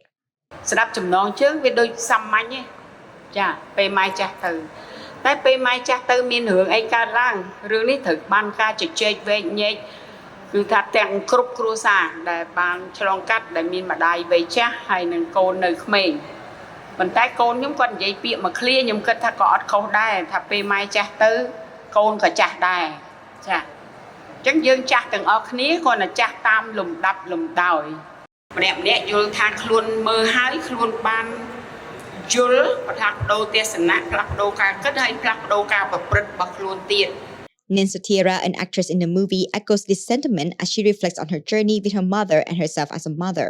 កាលពីក្មេងក៏បងពេលខ្លះបងគិតដូចក្មេងឥឡូវដែរចាលំអៀងជួនកាលគាត់ល្អខាងប្អូននេះទៅក៏គិតថាគាត់អត់សូវស្រឡាញ់យើងអីដូចគ្នាអូននិយាយទៅពីក្មេងរហូតមកដូចគ្នាដែរដល់ពេលយើងចាស់ទៅយើងខ្លាចជាម្ដាយគេបានយើងដឹងថាមិនមែនទេឪពុកម្ដាយការពិតទៅពេលកូនណាដែលអត់សូវមានការគិតច្រើនគឺគាត់បារម្ភពីកូននឹងច្រើនជាងតាមពិតទៅគឺគាត់ស្រឡាញ់ស្មើទៅគ្នាទេអូនចាហើយសម្រាប់កូនបងក៏សម្ដែងរឿងហ្នឹងទុកឲ្យគាត់មើលដែរ Yitmir Osa, also known as Edwin, played Udom in this movie. He was happy to be a part of this film because he has worked with Wonpungbopa before and considers her as a mother figure as well.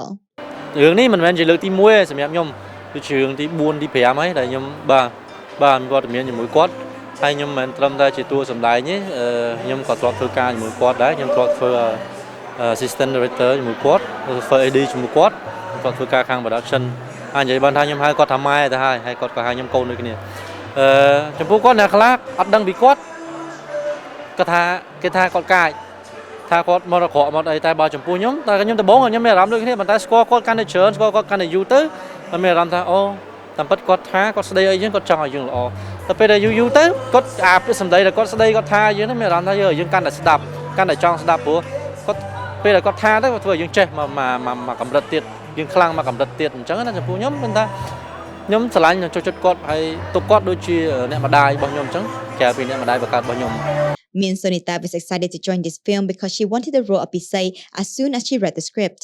She hopes that many people will come to watch this meaningful project.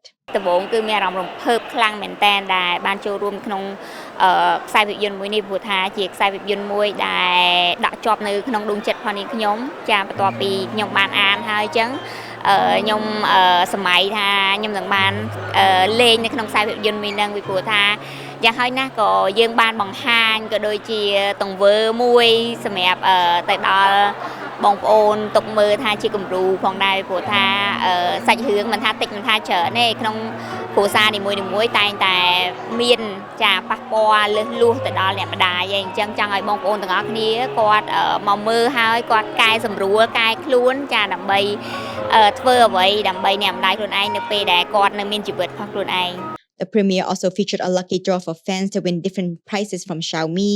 Khmer boy band Zeno also performed, and the stars also held a photo op with the fans. When Mom Gets Old is playing in all cinemas across Cambodia. The 11th edition of Cambodia's International Film Festival is set to begin at the end of this month. From the 28th of June to the 3rd of July, this year's festival will present films from 26 countries to a selection of 150 films, including short and feature films, documentaries and animation. EAC News attended KIF's press conference last week on Wednesday to get more information. The Cambodia International Film Festival held its second major press conference on Wednesday, 15th June at the Rosewood Hotel to announce highlights of this year's festival program and to also belatedly hand out the 2020 SIF Talent Awards, which were previously cancelled due to the pandemic. The director of SIF, Cedric Eloy, and executive director of Bopana Center, Chia Sopiep, gave a presentation on this year's SIF program, announcing some of the Cambodian cinema feature titles, such as Rithipan's Everything Will Be Okay, winner of the Silver Bear for Outstanding Artistic Contribution at the Berlin Film Festival 2022, Kavich Niang's White Building, awarded Best Actor at the Horizonte Venice Film Festival 2021, and LD Pictures' Single Dad and the Clock Remastered. Speaking with Kavich Niang after the press conference, he said he was looking forward to meeting everyone together again at SIF, especially after having done the festival circuit abroad for his film White Building. While his film came out in theaters earlier this year, he said he is happy to be able to experience a festival environment again in Cambodia. I'm very happy to be a part of the SIF, this year again. It's been 2 years that we miss this kind of feeling and environment, to meet all different people, artists, non-artists, to discuss and also to learn more about something new, that's happening around the world, not only about Cambodia. And I think I'm very happy, to see new face and old face come back. And yes, and I hope that I will show my work to other people who miss the screening of White Building. Under its international program, SIF will be celebrating the 70th anniversary of diplomatic relations between Cambodia and Australia, providing this year's focus on Australian cinema. A rare panorama of 16 Australian feature films spanning 1953 to 2022 will be screened, including the cult classic Mad Max 2, Priscilla, Queen of the Desert, and Flirting. Other international highlights include the 2022 Best Picture Oscar winner Coda and Denis Villeneuve's multi-Oscar winner Dune coming back on IMAX. It was also announced that French-Cambodian actress and Hollywood star Elodie Yung will be returning as a patron for this year's festival, after last being a patron for the 8th edition of SIF in 2018. Yung is best known for her role as Elektra in the second season of Daredevil and in the miniseries Defenders. She currently stars as the lead role in the Fox TV series The Cleaning Lady. I can feel that the Cambodian film scene is full of talent and passion. I am proud to be supporting SIF, an outstanding platform bridging Cambodia with the rest of the world, said Young. The Australian ambassador to Cambodia, Pablo Kang, was present at the Wednesday press conference and delivered remarks of support for the program and festival as a whole on behalf of the Australian Embassy. The Deputy Director General of the Ministry of Culture and Fine Arts, Ek Bun Tha, also expressed the ministry's support for the festival on behalf of the Minister of Culture and Royal Government of Cambodia. As the national institution, as the public institution, we support all the organization, institute or stakeholder, especially private sector. We are always encouraged, and we put film industry development or empowering into our national policy project for culture. I think now we try to work as the team, and it's not only public sector can be moved alone, but the private sector or foundation or the institution, university can join together. The ministry accept every stakeholder. We sit together, discuss, and we find out the way how we can promote, we can support the film industry in Cambodia. Cambodian artists and filmmakers Tarot Sam, Kavich Niang, and Lamopik Riti also delivered remarks at the press conference, sharing their experiences in the film industry as well as their hopes for the future. Mixed martial arts fighter and actress Tarot Sam, who has starred in films such as First They Killed My Father and Jailbreak, spoke about the hardships she faced as a woman boxer and having to overcome judgment from her family and society. She said that she fought hard to prove herself and change people's mindsets, and today her family and neighborhood have all become huge supporters. When asked what message she hopes to give to the new generation of aspiring actors, she said she hopes when her latest Hollywood film comes out, it will help encourage the young generation. I hope Shotgun Wedding, when Shotgun Wedding come out, it's encourage all my young generation, especially my age or other people that they used to lose hope. Just don't lose hope. If they can't reach international, they can do here. It's best too. It's for your nation. So just keep hoping and reaching the dream and do whatever to represent yourself and your country. In between remarks delivered by the specially invited guests, the 10th SIF Talent Awards were handed out to Sarita Ret, who won Actress of the Year 2020, Lik Lida from LD Pictures, who won Producer of the Year 2020, and Heng Sarm, who won Best Actor 2020 for his debut performance in the Australian film Buoyancy. Heng Sarm said he was surprised but very happy to receive this award 2 years later. The first, I just like, oh, it will be not happen again. But mom just said, oh, she have something to tell me. And she said, oh, she have a call from Buoyancy. And I said, what? It's happening again? And I really happy to come here, and like, it's really cool here. Yeah. The Cambodia International Film Festival is Cambodia's largest international film and cultural event. It is organized by the Cambodia Film Commission and the Bopana Center, hosted by the Ministry of Culture and Fine Arts, and endorsed by UNESCO. Initiated in 2010, the festival acts as a catalyst for the film sector initiative, gathering more than 20,000 participants each year. SIF also acts as a bridge between Cambodia and the world through the universal language of film and culture, promoting the circulation of films within the region as well as promoting Cambodian productions. The 11th edition of the Cambodian International Film Festival will present 150 films from 26 countries. There will be over 160 screenings and events free of charge at all major cinemas and other venues in Phnom Penh, so come and check the festival out from 28th June to 3rd July. Darshana Gauchan, EAC News, Rosewood Hotel, Phnom Penh.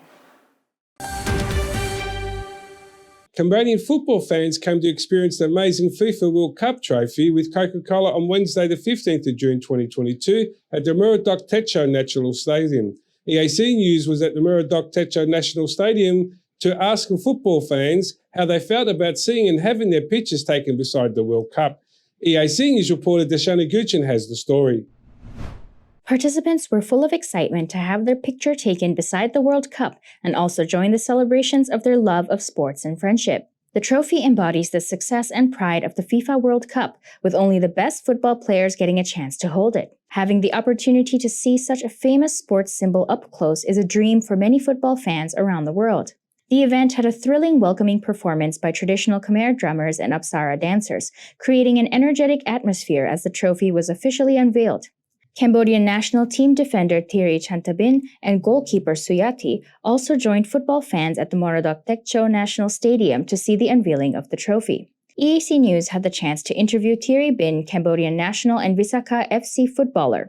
He was asked how he felt to be playing for Cambodia's national team. As a footballer, for me, I like to travel because I can see new country and also play against strong country and see around, so we can see where we are in the level and also we can learn from that. After their loss for the AFC qualifier, Thierry was a little bit disappointed in the outcome, but was full of confidence and excited with the upcoming AFF Cup tournament. Thierry Bin was also asked how he felt being an international footballer able to see the World Cup. To be honest, I was very surprised, and I'm very happy as well because as a footballer, we all dream to play to play the World Cup and represent our country. So even just to see it is something already big. Sim Sopiak, a teenager who came to the stadium with his dad and friends, was asked how he feels seeing the World Cup trophy at the stadium and if he will be watching the World Cup. I am very happy because my country is amazing to have the FIFA World Cup trophy here. I'm very happy. This Moradok Techo National Stadium is good and improved. I want to thank the leaders of this Kingdom of Cambodia. I want to thank them a lot to help receive this trophy and create peace. I am very happy and thankful. I watch the World Cup all the time. Dee Rotana, who was also at the stadium to visit the World Cup trophy, was asked how she felt being so close and having a picture taken beside it. I'm very happy because I love football and have followed the World Cup since I was a child. I'm very excited to see the trophy up close, very excited. Lai Bun Leng, a YouTuber influencer, was showing his emotions going live for his fans around the world and how honored he felt to be a Cambodian at the moment, be able to see the World Cup trophy up close and for Christian Karim to present it. Oh, it's so excited for me, and it's very honored to get a trophy to Cambodia. It's the first time that the FIFA World Cup trophy, the original trophy, come to our beautiful country. It's really feel the honor and so excited, especially when we can get a photo with it inside and wow, it's just so amazing because the FIFA trophy is the biggest football event in the world. And feel so happy for him. And I really want to welcome him to Cambodia. Yes, the legendary Mr. Christian. Yeah. Many other spectators shared similar sentiments, with the hope that Cambodia will be on the list for the 2026 FIFA World Cup Trophy Tour once again.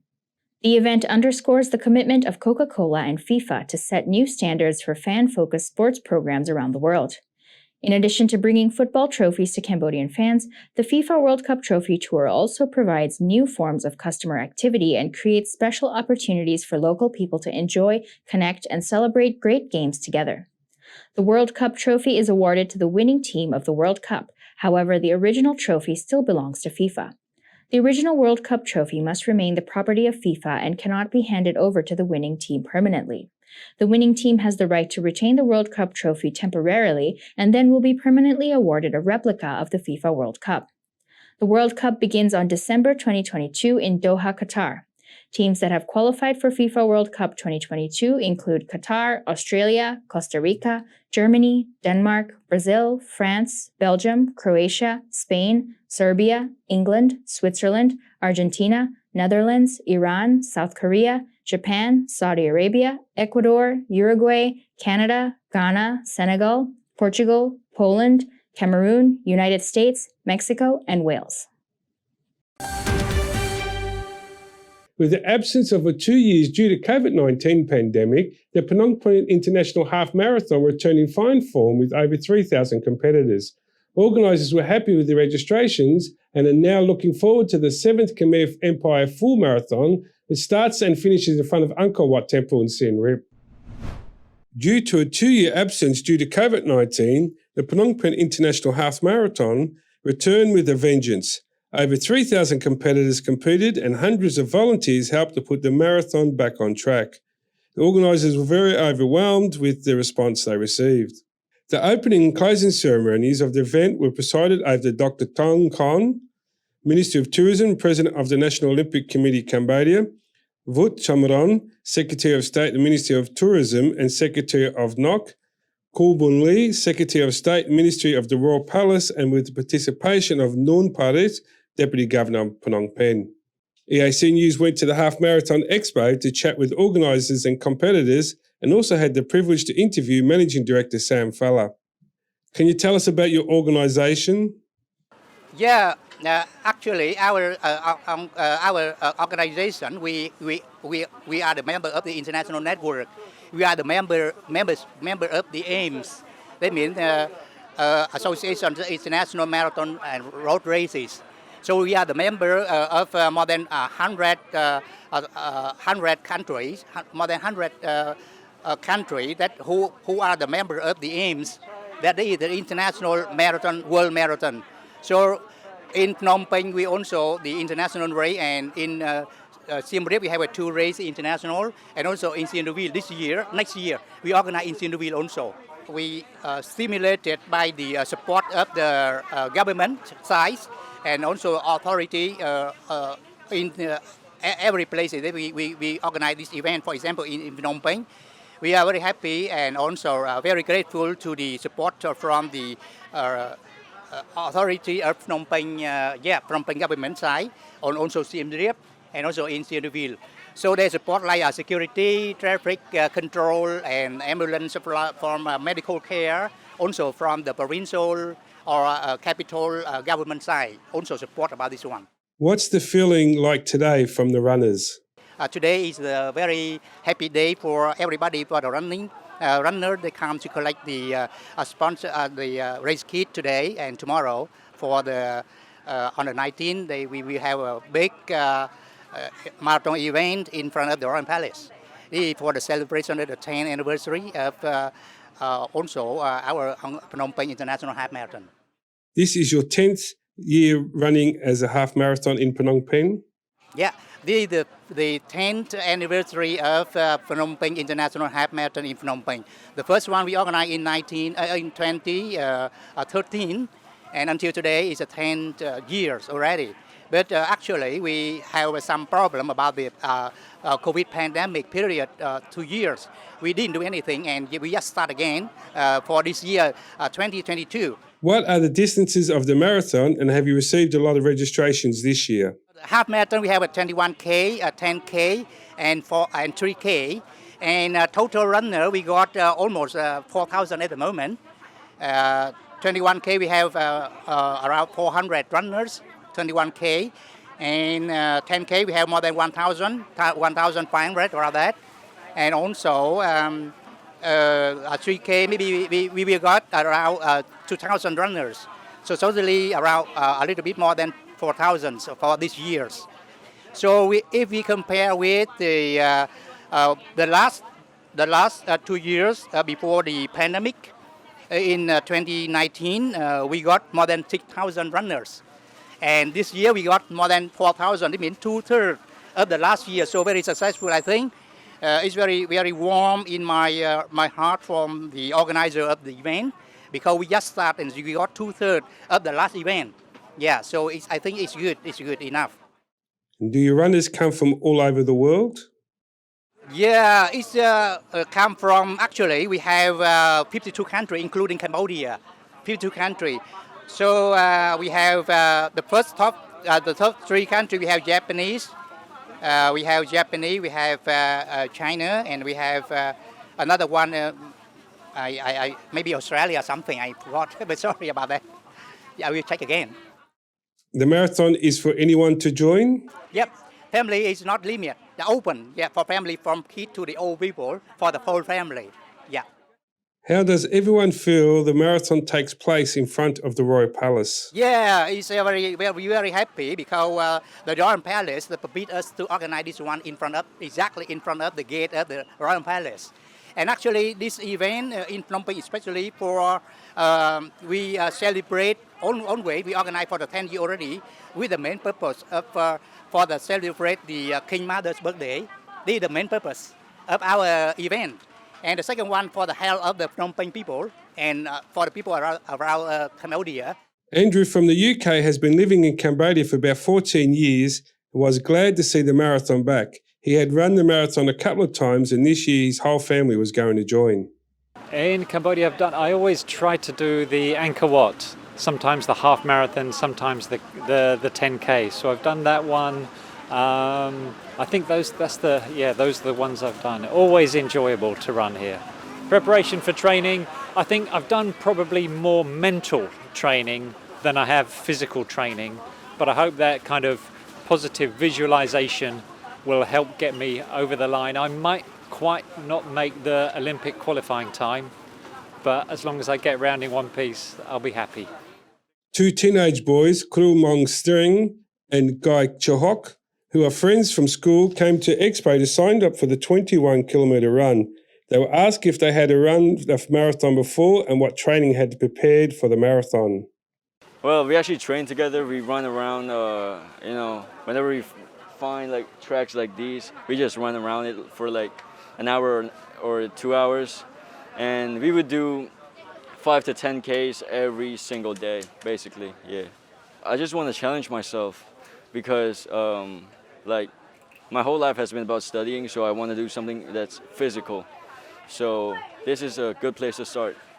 In the men's 10-kilometre race, the first place went to Aya Angraj from Ethiopia, the second to the Cambodian Kang Torun, and the third Cambodian Uk Rohit, while the first place in the women's event went to Cambodian Tun Samavati, second place went to Cambodian athlete Un Champetra, and the third place went to Cambodian athlete Eng Moi Jing.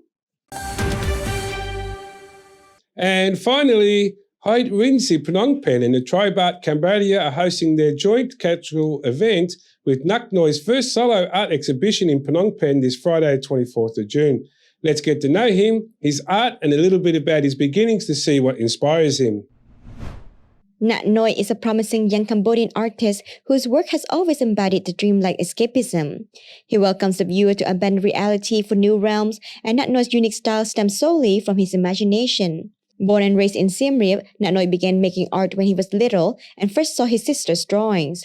Instead of focusing on drawing forests like his sister, Nak Noi thought, why not draw forests out of people? Thus, his creativity was unleashed.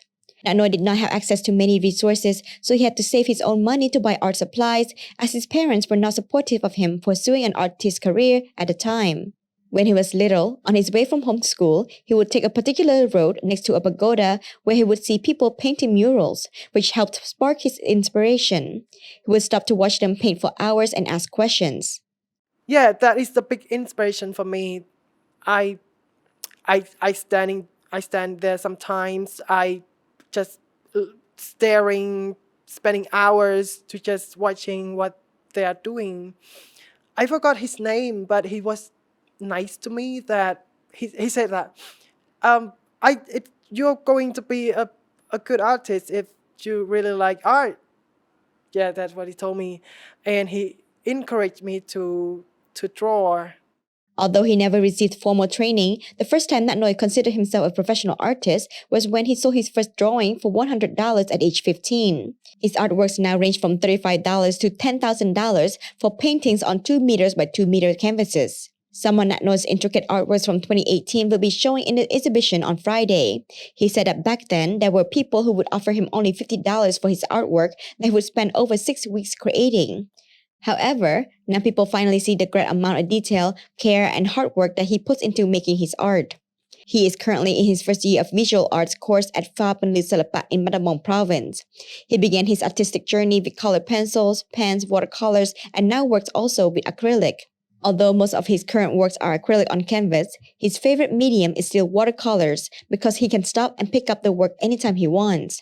He said working with acrylic is harder because he needs to take proper care of the brushes as acrylic paint dries out and hardens. However, he still does most of his work with acrylic now, as he said it is hard for him to ship his watercolor artworks in frames. Most of Natnoy's current clientele are foreigners, but he hopes to break into the local market as well.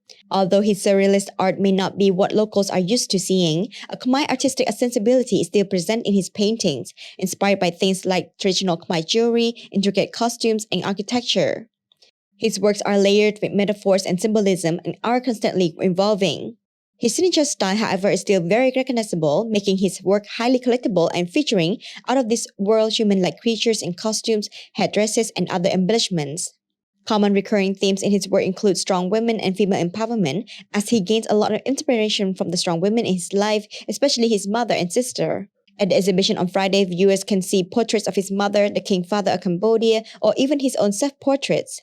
He explained that one of his artworks was entitled Sisters and was inspired by 2 Khmer Muslim girls who were being bullied by wearing hijabs. He decided to depict them in his painting with the hope of empowering them, as well as to stop religious divide and discrimination.